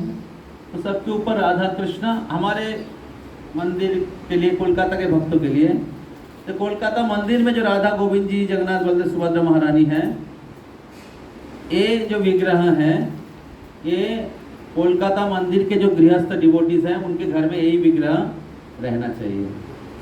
समझ रहे हैं? क्योंकि वो कोलकाता के भक्तों के लिए मूल विग्रह है, वो हमारे आश्रय स्वरूप है। तो उनका फोटो जो है उस मंदिर के भक्तों के घर में होना चाहिए। मतलब ये, और जो मायापुर के भक्त लोग हैं, मायापुर से जुड़े हुए जो भक्त लोग हैं, हालांकि भगवान एक ही है, लेकिन जन्यवास्तु कहते हैं कि हर मंदिर के जो विग्रह हैं, वो विग्रह उनका इष्ट देव है। समझ में आ रहा है? हाँ, उनके इष्ट देव है, आराध्य भगवान है। तो इसलिए उनके आलेख्य जो है आपके घर में होना चाहिए। तो तो हमारे भक्तों के लिए राधा गोविंद जी चैतन्य महाप्रभु बाएं तरफ रहेंगे, जगन्नाथ दाहिने तरफ। उनके नीचे यहाँ पर सभी एक ही लेवल में है, लेकिन ऊपर नीचे होना चाहिए। सबसे नीचे गुरु परंपरा, उसके ऊपर बाएं तरफ पंचतत्व, दाहिने तरफ प्रहलाद नरसिंह देव, फिर उसके ऊपर राधा कृष्णा, हमारे लिए चैतन्य महाप्रभु भी हैं, और दाहिने तरफ जगन्नाथ बलदेव सुभद्रा महारानी। ठीक है। प्रभु जी जो घर के जो देव देवी का मूर्ति जनरली ऑल्टर में भगवान होना चाहिए, वो भी बता दें। देव देवी नहीं होना चाहिए। प्रभु बीच में। ठीक है। तो ये बहुत कुछ लोगों का सुविधा प्रॉब्लम होगा, जो लोग अभी नए नए भक्ति में हैं। तो ऑल्टर में भगवान होता है, और देवी देवता आप अपने घर में ही आपका अलग सेल्फ होगा, हाँ, जहाँ पर देवी देवता को रख सकते हैं। देवी देवता और भगवान में अंतर क्या है पता होना चाहिए। देवी देवता लोग भगवान की सेवा के, जैसे जगन्नाथपुरी मंदिर जाइए, बीच में मंदिर में कौन है?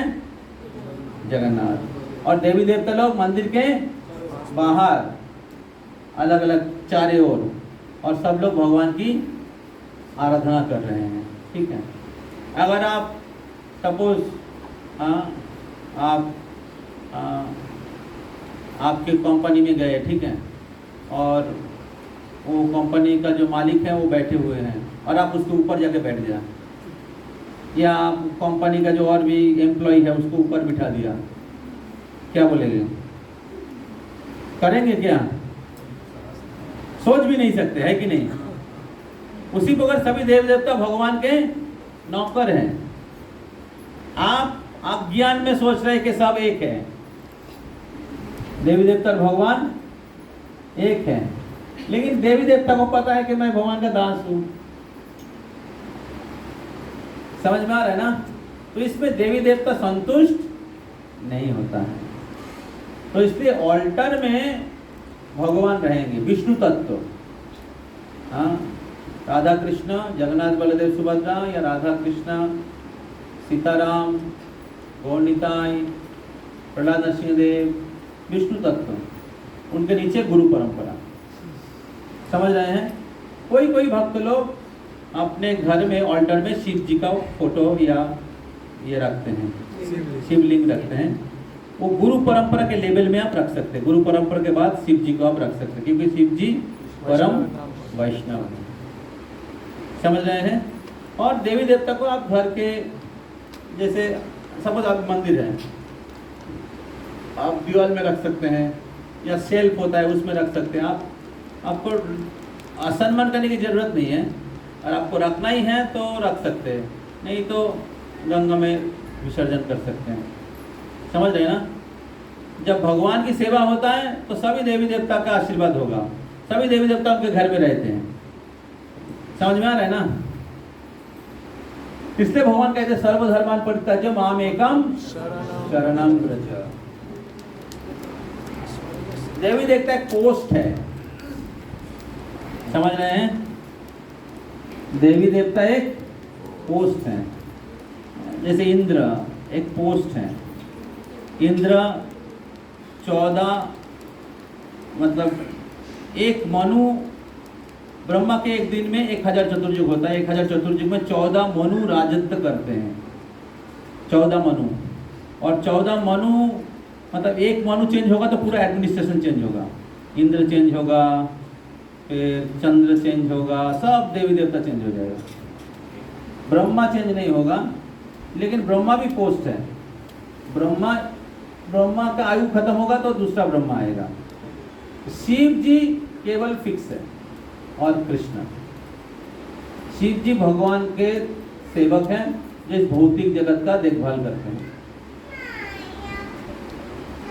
समझ में आया? বুঝতে পারছেন? তো এখন যখন আপনি আপনার বাড়িতে এগুলো সেটিং করবেন, শুরুতে একটু অসুবিধা হবে, তো একটু ওয়েট করতে পারেন, নতুন ভক্ত একটু ওয়েট করতে পারেন। হয়তো বাড়িতে আরও সবাই আছে যারা দেবী দেবতার পূজা করে, আপনি সরিয়ে দেবেন, হয়তো ঘরে মহাভারত লেগে যাবে। তাই একটু ধৈর্য ধরে যখন আরও বাকি সবাই একটু ভক্তিতে এগোবে, কিন্তু আপনাকে সেটা ধীরে ধীরে লক্ষ্য রাখতে হবে। বোঝা যাচ্ছে?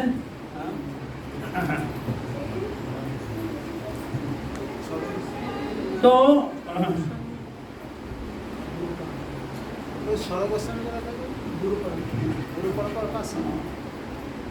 গুরু পরম্পরা সর্বস্থান। ঠিক আছে, তো এইবার আরতি শুরু করার আগে প্রথমে ফ্রেশ থাকতে হবে, ঠিক আছে। তারপরে আরতির সব আইটেমগুলো আপনি রেডি করলেন।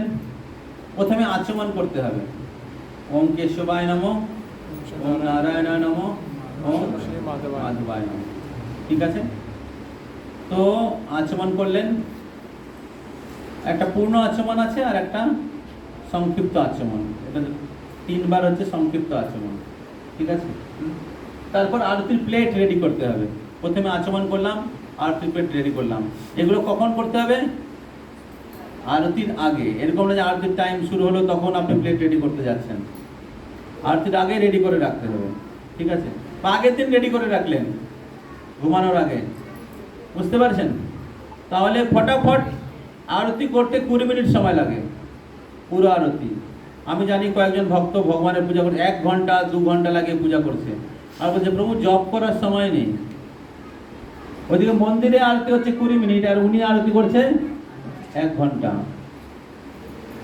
বুঝতে পারছেন? তো সেটা কিন্তু একটা মন করা হচ্ছে, শাস্ত্রের নির্দেশ অনুসারে নয়। তো বাকিগুলো আমি এখন বলছি না, ভগবানকে জাগানো, ভগবানকে ঘুম পাড়ানো, যেরকম ভাবে আপনারা করছেন সেটা করতে থাকুন।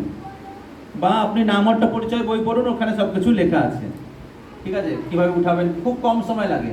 মন্ত্রের মাধ্যমে ঘুম পাড়ানো হয়, মন্ত্রের মাধ্যমে উঠানো হয়, ঠিক আছে, ইজি আছে। তো প্রথমে আচমন করতে হবে, তারপরে আরতির প্লেট সাজাতে হবে। তো আরতির প্লেটে কি কি থাকে? ধূপ, ঠিক আছে, আচমন পাত্র, ধূপ, হ্যাঁ, তারপরে দীপ, পঞ্চপ্রদীপ, বা অ্যাটলিস্ট কমপক্ষে একটা প্রদীপ থাকা উচিত, 5টা থাকা উচিত, এটা স্ট্যান্ডার্ড। ধূপ, দীপ, তারপরে অর্ঘ্য মানে হচ্ছে একটা পবিত্র জল, হ্যাঁ। তো তার মধ্যে একটু গন্ধ দেওয়া উচিত, হ্যাঁ। যে গঙ্গা জল থাকে, গঙ্গা জল বা নর্মাল জলকে, ফ্রেশ জলকে আপনি মন্ত্র দিয়ে গঙ্গা জল বানাতে পারেন, ঠিক আছে। এবং তার একটা মন্ত্র আছে, এবং তাতে আপনি समझ में आ रहा है जोगिंदर को? हाँ, माता जी लोग समझ रहे हैं? गौतम कुमार प्रभु की पत्नी, अच्छे से सुनिए। अरे प्रभु जी तो करेंगे, मैं ही थोड़ी करूंगी। ऐसे करने से नहीं होगा, फिर प्रभु जी बाबा धाम जाएंगे, लेकिन मेरे को भी लेके चलो। तो प्रैक्टिस करना पड़ेगा ना। तो क्या क्या रेडी करना है? धूप, दीप, पहले आचमन पात्र, ठीक है। आचमन पात्र तो पहले ही हमने आचमन किया। उसके बाद प्लेट में क्या होगा? धूप, फिर दीप, फिर अर्घ्य, फिर अर्घ्य अर्पण करने के लिए जल शंख होता है, जल शंख है इधर, जल शंख। तो इसमें अर्घ्य लेके फिर भगवान को ऑफर किया जाता है। फिर एक रुमाल होता है,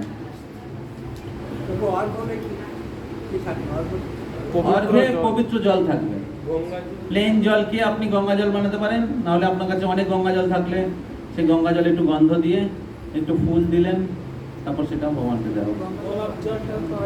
হ্যাঁ, ওই তো গন্ধ, গোলাপ জল মানে গন্ধ, हाँ दीते पारें, चलिए बाद में बताएंगे। सब कुछ बताऊंगा तो फिर आप क्या करेंगे?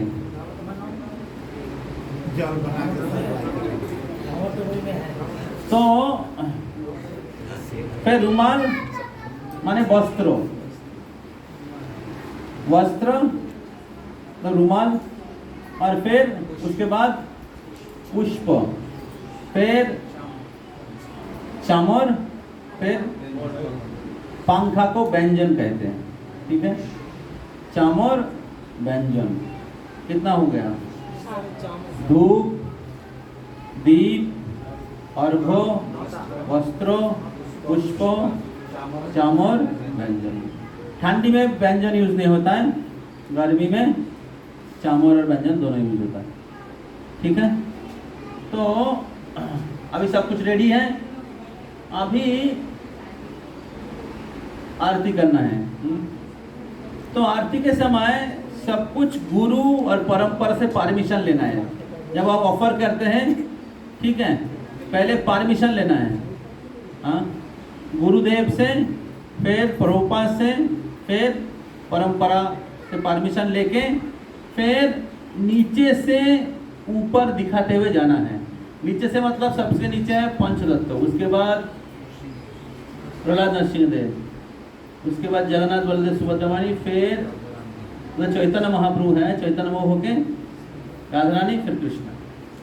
ऐसे परमिशन लेके फिर पहले सबसे आरती करना है गोविंद जी को, उसके बाद जो भी चीज दिखा रहे हैं, ठीक है, फिर राधा रानी को, ठीक है, फिर चैतन्य महाप्रभु को, फिर जगन्नाथ, फिर बलदेव, फिर सुभद्रा, फिर प्रहलाद नरसिंह देव, फिर पंचतत्व। हो गया। जब परमिशन परमिशन ले रहे हैं नीचे से, गुरु परंपरा से, फिर नीचे से ऊपर जा रहे हैं। पंचतत्व, नरसिंह देव, जगन्नाथ बलदेव सुभद्रा महारानी, चैतन्य महाप्रभु, राधा रानी, कृष्ण, परमिशन लेके ऊपर जा रहे हैं। लेकिन जब पहले आरती कर रहे हैं, सबसे पहले किनका कर रहे हैं? गोविंद जी को, फिर राधा रानी, फिर नीचे आ रहे हैं, ऊपर से नीचे आ रहे हैं। समझ में आ रहा है? ऊपर से नीचे आ रहे हैं। तो बहुत कम समझ, जस्ट मेंटली परमिशन लेते हुए ऊपर जाना है। सब लोग बोले हरे कृष्णा हरे कृष्णा कृष्णा कृष्णा हरे हरे, हरे राम राम राम हरे हरे। बहुत तुम ज्वाइन नहीं किया, सीनियर बैच के रिपोर्ट ज्वाइन किया?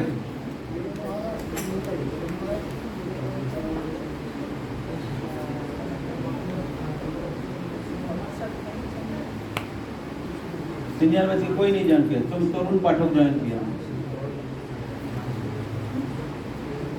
संतुष्ट चैतन्य को ज्वाइन किया।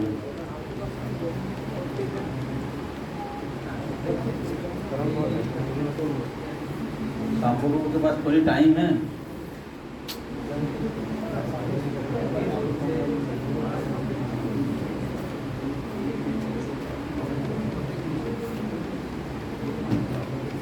ये इसको क्या बोल रहे थे? हाँ हाँ, परमिशन लेके ऊपर जाइए, ठीक है। तो अभी कौन सा चीज कैसे ऑफर करना है, ठीक है। जो धूप है भगवान के चारों ओर 7 बार, ठीक है, और मंत्र है हाँ एशो धूप, और जिनको दिखा रहे हैं उनका नाम, ठीक है। हाँ, एशो धूप श्री कृष्णाय नमः, ঠিক আছে। এসো ধূপ শ্রী রাধিকায় নমঃ। যখন দেখাচ্ছেন তখন মন্ত্র উচ্চারণ করতে হবে, বোঝা যাচ্ছে তো? ধূপ কতবার?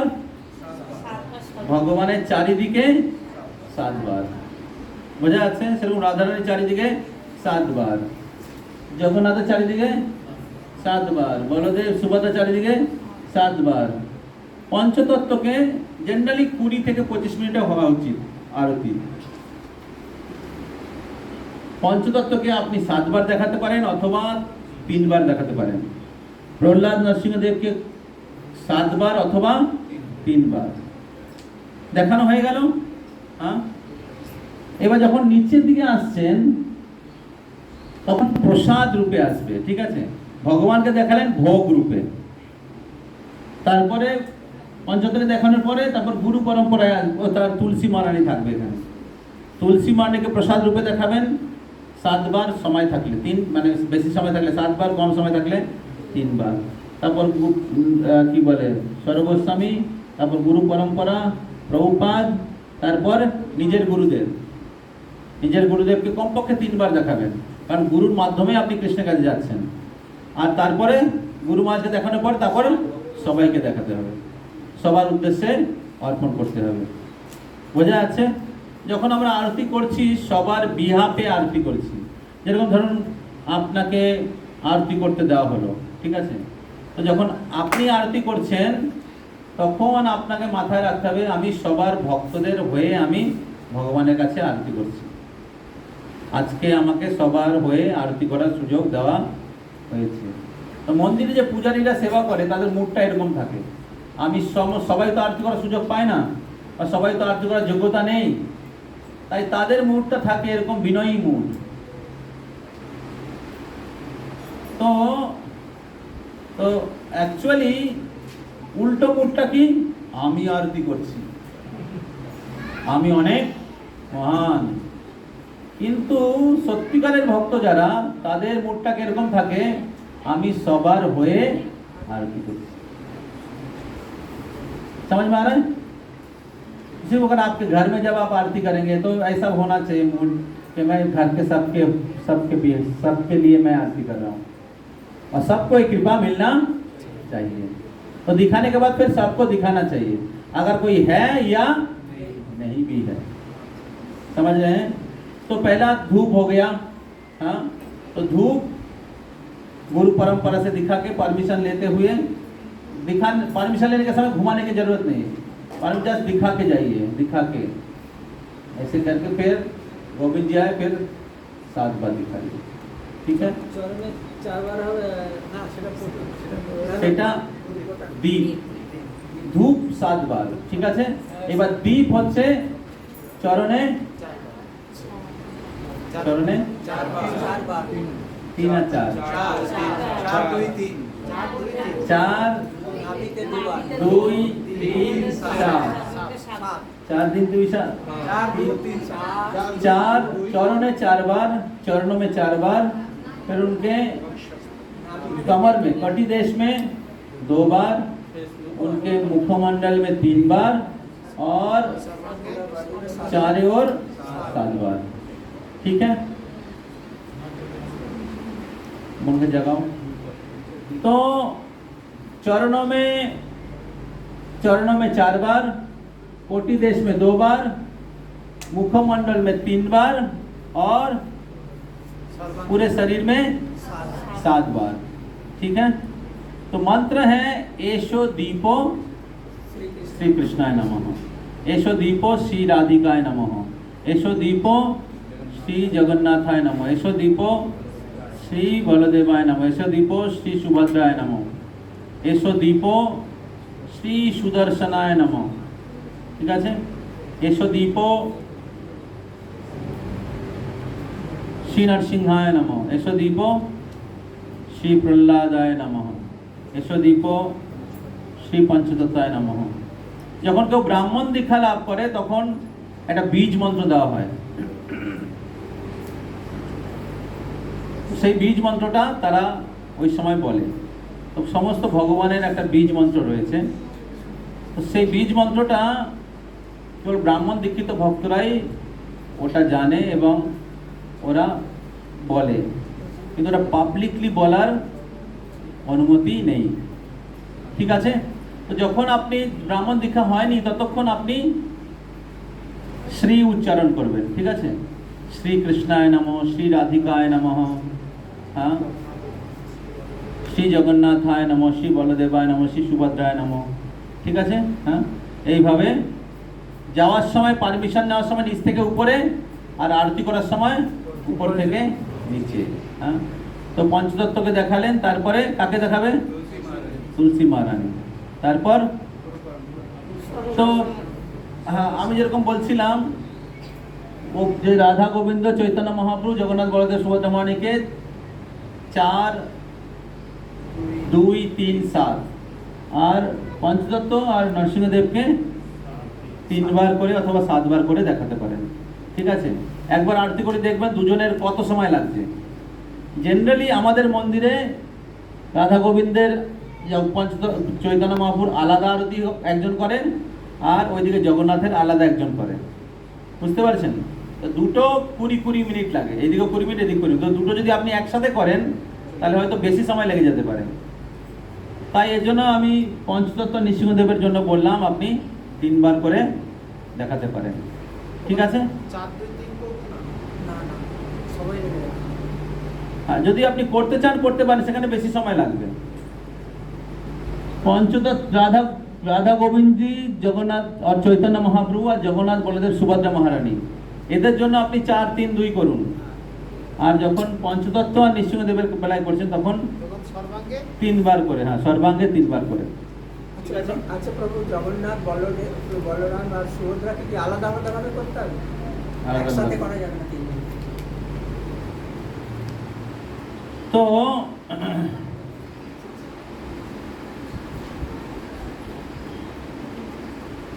তো ধূপ হলো, দীপ হলো, হ্যাঁ, তারপরে কি অর্ঘ্য।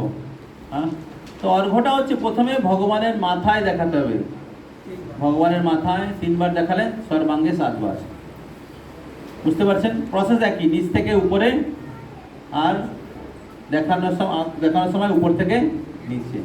মাথায় 3 বার, সর্বাঙ্গে 7 বার। হ্যাঁ, তো আর বাকি নিচে যখন আসবেন আপনি 3 বার করে দেখাতে পারেন। পঞ্চতত্ত্ব নৃসিংহদেবকে 3 বার করলেন, 3 বার দেখালেন, ঠিক আছে? হ্যাঁ, তো অর্ঘের জন্য মন্ত্র হচ্ছে ইদম অর্ঘম, এসো ধূপ, এসো দীপ, তারপর ইদম অর্ঘম। নোট টোট বানাচ্ছেন না কিছু? সব নামটা বই লেখাই আছে। ইদম অর্ঘম, হ্যাঁ, শ্রীকৃষ্ণায় নমঃ, হ্যাঁ, শ্রী রাধিকায় নমঃ, ঠিক আছে? তো মাথায় 3 বার, সর্বাঙ্গে 7 বার। তারপর বস্ত্রম, প্রভু ওটা একটু করে ইদম বস্ত্রম। একটা কথা বল প্রভু, ওটা অর্ঘ্যটা দেখানোর পরে হ্যাঁ, 7 বার দেখানোর পরে ঢালতে পারেন, হ্যাঁ, তারপর আবার সবাইকে দেখালেন, ঠিক আছে? হ্যাঁ, ভগবানকে দেখানোর পরে একবার, যত ভগবান যেরকম দেখুন ডিপেন্ড করছে কতটুকু জল আছে, ঠিক আছে? এটা ওরকম নয় যে একবারই ঢালতে হবে, 2 বার ঢালতে হবে, বুঝতে পারছেন? लास्ट में डाल देना पड़ता है, ठीक है? तो जब भी एक आइटम आपने दिखा दिया, दूसरा आइटम दिखाने से पहले अपने हाथ को शुद्ध करना पड़ेगा। आचमन पात्र से हाथ को शुद्ध कर दिया, फिर नया आइटम आपने लिया, और लेने से पहले उसको शुद्ध करना पड़ता है गंगा जल देके। आचमन पात्र में गंगा जल है, उसको देके शुद्ध करना पड़ेगा, ठीक है? जस्ट एक थोड़ा सा ड्रॉप दे दिया, छिड़का दिया, शुद्ध हो जाता है, ठीक है? तो कितना हो गया? अर्घम हो गए, वस्त्रम, वस्त्रम इदम वस्त्रम श्री कृष्णाय नमः, ठीक है? तो जब अर्घ देने का मतलब क्या है, अर्घ क्यों दिया जाता है?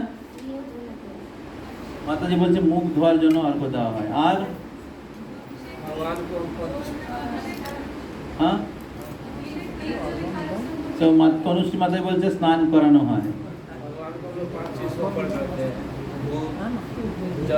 इसलिए मैं तो एक चीज पूछा, 5 चीज नहीं पूछा, एक पूछा अर्घम। अर्घम क्यों दिया जाता है?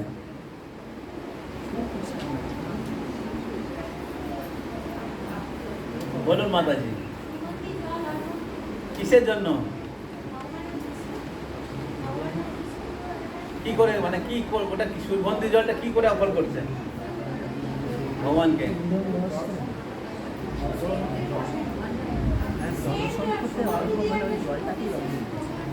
কি করে দিলেন, কি করে?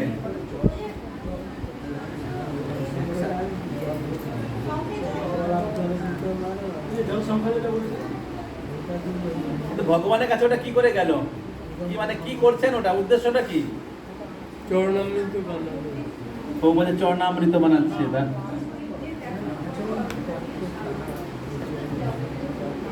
ধূপ দ্বীপের এত আগুন গেছে, এইবার একটু জল দিয়ে ঠান্ডা হল ভগবান। कौन बोलेगा?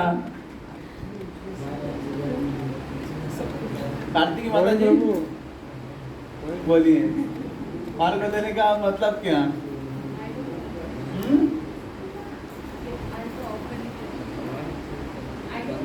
Oh, you don't offer.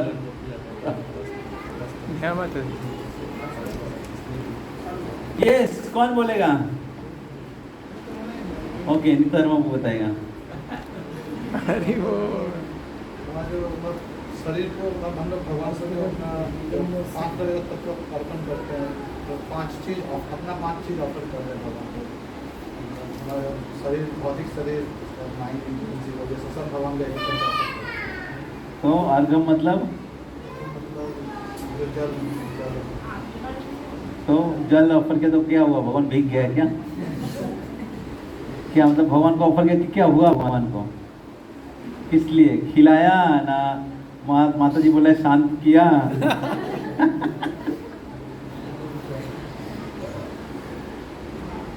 फिर माता जी बोले स्नान करवाया, फिर उसके बाद वस्त्र मतलब पोछा दिया। देखिए कोई नहीं जानता है।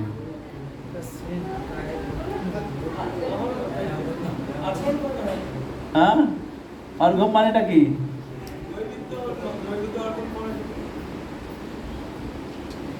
এই যে অর্ঘ্যম আমরা জল সংখ্যা অর্পণ করছি, এটা কি কি করছি? মাথায় এক ফোঁটা ঢেলে দিলাম কি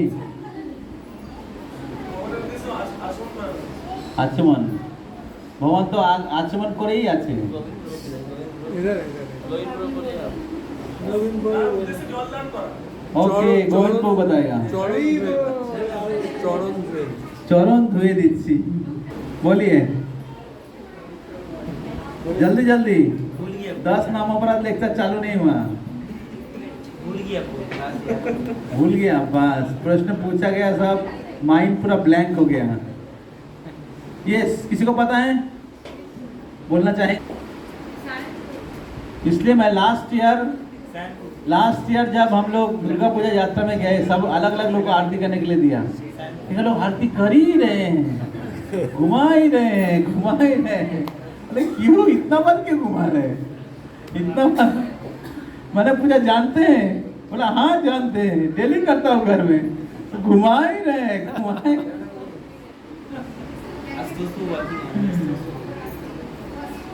देखिए इतना 1600 कैंप कितना महत्वपूर्ण है। ये साइन प्रूफ। हाँ, में जाते हैं सेंट लगाते हैं। अरे वो वैसे सेंट लगाते हैं। माइंड प्योर भगवान को प्योरिटी के लिए। तो क्यों अर्घ दिया जाता है या दिव्य जल? हाँ, तो आरती का मतलब है कि भगवान सबसे श्रेष्ठ व्यक्ति है, पूर्ण पुरुषोत्तम भगवान, और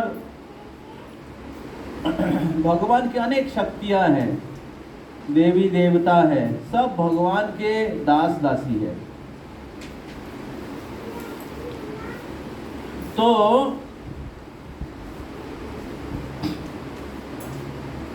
जिस प्रकार कोई राजा अगर आते हैं किसी स्थान पे, तो उनको बहुत सम्मान पूर्वक उसकी पूजा किया जाता है ना? राजा भगवान के प्रतिनिधि हैं। तो जब आते हैं तो उनको क्या करते हैं? उनको दीप दिखाया जाता है। हाँ? फिर उनको एक पवित्र जल जो है उनको छिड़काया जाता है। एक पवित्र सुगंधित जल उनको उनकी संतुष्टि के लिए छिड़काया जाता है। समझ में आ रहा है? हाँ। और फिर क्या किया जाता है? उनको एक पवित्र वस्त्र से उनको सम्मान किया जाता है। समझ में आ रहा है? हाँ। कोई विशेष व्यक्ति हो, आजकल तो ये सब कल्चर चला गया है, हाँ? या विशेष करके राजा हो तो उनको एक पवित्र जल छिड़काया जाता है। जैसे आपने देखा बहुत सारे फेस्टिवल में या शादी वादी में जब गेस्ट लोग घुसते हैं तो क्या होता है, गुलाब जल छिड़काया जाता है। हाँ, जगन्नाथ टेम्पल, कौन जगन्नाथ पुरी थे, तो स्प्रे या पवित्र जल छिड़काया जाता है। और फिर क्या होता है, उनको एक अच्छे वस्त्र से उनको सम्मान किया जाता है या उन पागड़ी बनाया जाता है। देखा तो गुरु महाराज का बैस पूजा तो गुरु महाराज आते बैठते तो क्या होता है, उनको एक ये दिया जाता है, हाँ, गल वस्त्र होता है, हाँ, सम्मान करने के लिए। तो जो जल छिड़काया जाता है वो है अर्घ्य, और जो पवित्र वस्त्र के द्वारा सम्मान किया जाता है वो है वस्त्र। समझ में आ रहा है? ये नहलाना नहीं है, चरण धुलाना नहीं है, हाँ, समझ में आ रहा है? और फिर उसके बाद कपड़ा पहनाना नहीं है। ऑलरेडी भगवान कपड़े पहने, उनका पहले हो गया है, अर्चन हो गया है, अर्चन के बाद फेस राजवेश पहन लिया है, अभी खड़े हैं, भोग लग गया, अभी खड़े हैं। खड़े होने तो क्या करना चाहिए, आरती करना चाहिए भगवान का। समझ रहे हैं ना? हाँ, आरती करना चाहिए। तो जब आरती करते हैं तब भगवान को अर्घ्य पवित्र जल छिड़काया जाता है, हाँ, और वस्त्र से उनको सम्मान किया जाता है। ये वैदिक संस्कृति है। कोई विशेष व्यक्ति आते तो उनको गल वस्त्र देके उनको सम्मान किया जाता है, क्योंकि बहुत महान व्यक्ति हैं, राजा हैं। अभी भगवान तो सभी राजाओं के राजा है। असल में हम लोग वो देके बहुत विशेष चीज़ देके रेस्पेक्ट किया करना चाहिए, क्योंकि हम लोग नहीं है, हम लोग बस तो इसलिए रुमाल व्यवहार कर रहे हैं उसको। समझ रहे हैं ना? तो रुमाल हो गया, रुमाल कितना बार?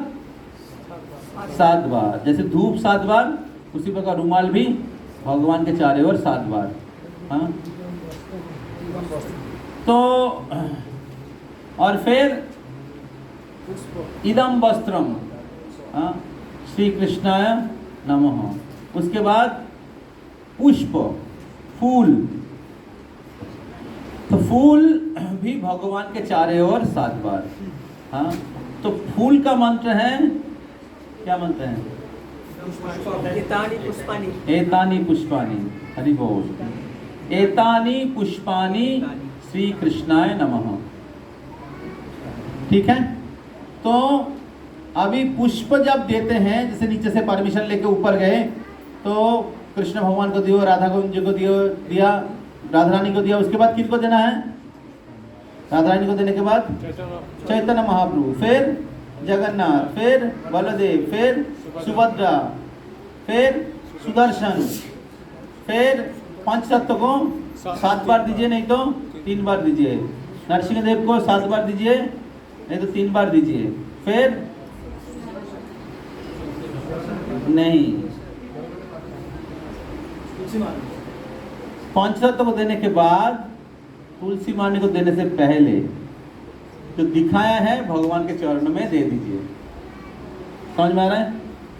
भगवान के चरणों में दिया, दिखा दिया, फिर आके राधा कृष्ण गोविंद जी को पहले दीजिए, फिर राधा रानी को दीजिए, थोड़ा थोड़ा फूल दीजिए। पंचतत्व को दिया, फिर जगन्नाथ, फिर बलदेव, फिर सुभद्रा, फिर पंचतत्व, फिर नरसिंह देव। ठीक है, दे दिया थोड़ा थोड़ा करके। फिर अपने आसन में चले जाइए। आसन में जाके अभी भगवान को देना हो गया, अभी तुलसी माला को दीजिए प्रसाद के रूप में।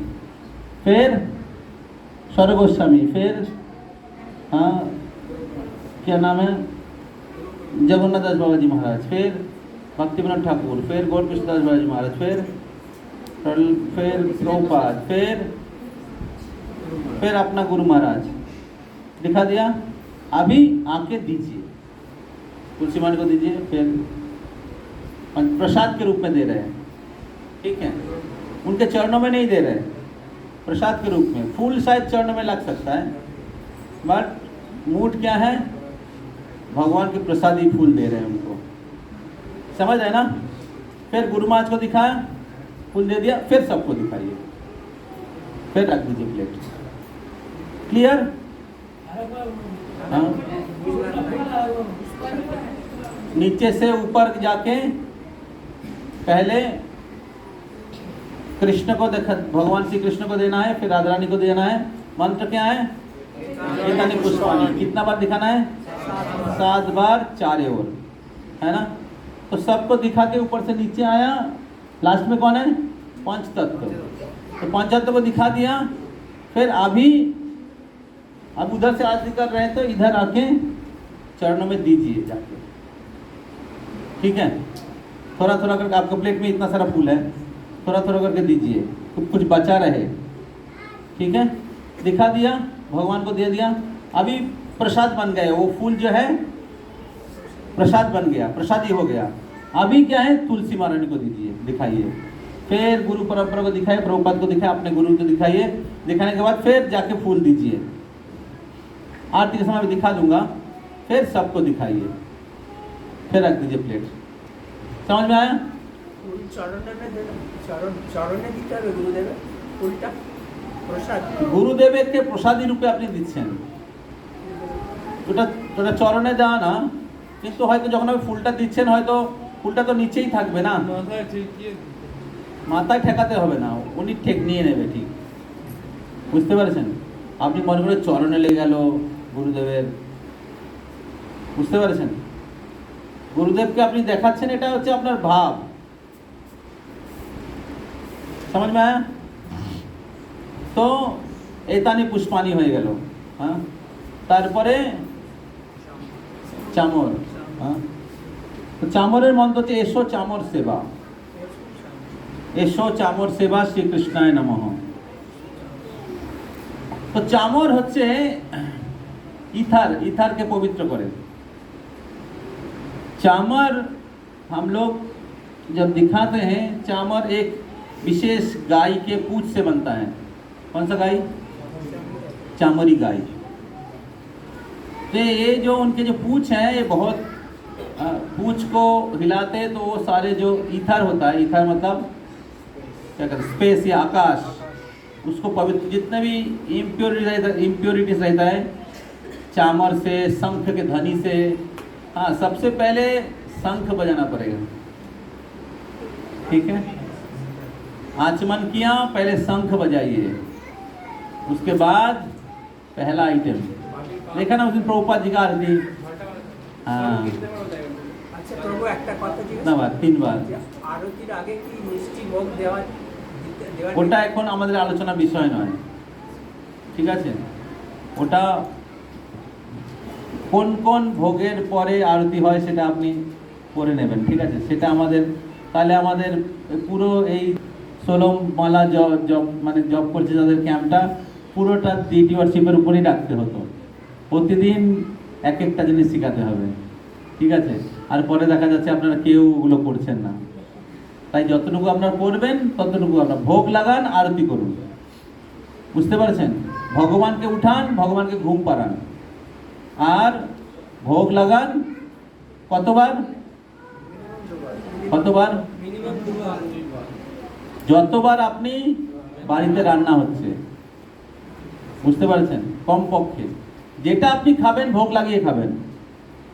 এছাড়া যেরকম ঘর বাড়িতে মেন 2 বার বা 3 বার রান্না হয়, সেগুলো অবশ্যই ভগবানকে ভোগ লাগানো উচিত, বুঝতে পারছেন?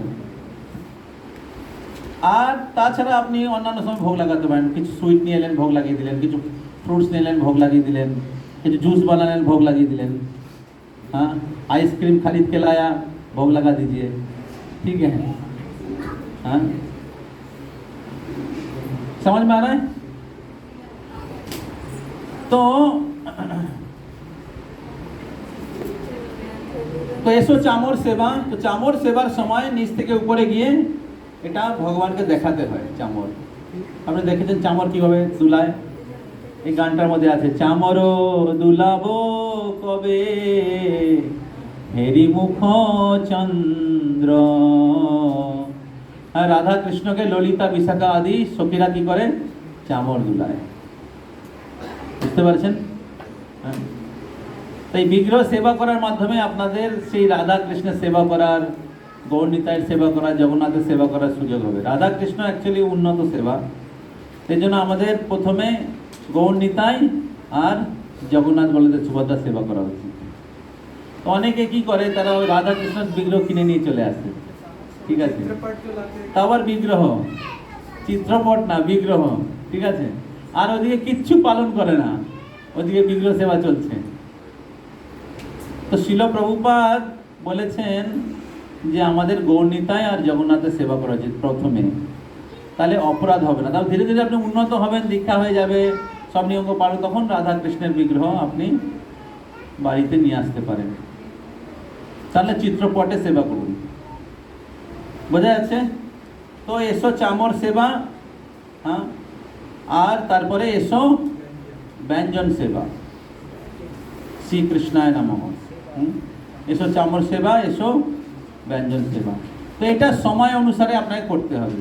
ধরুন আপনি এই 5টা আইটেম নিবেদন করেছেন, 16 মিনিট হয়ে গেছে, এখন বাকি আছে ক মিনিট?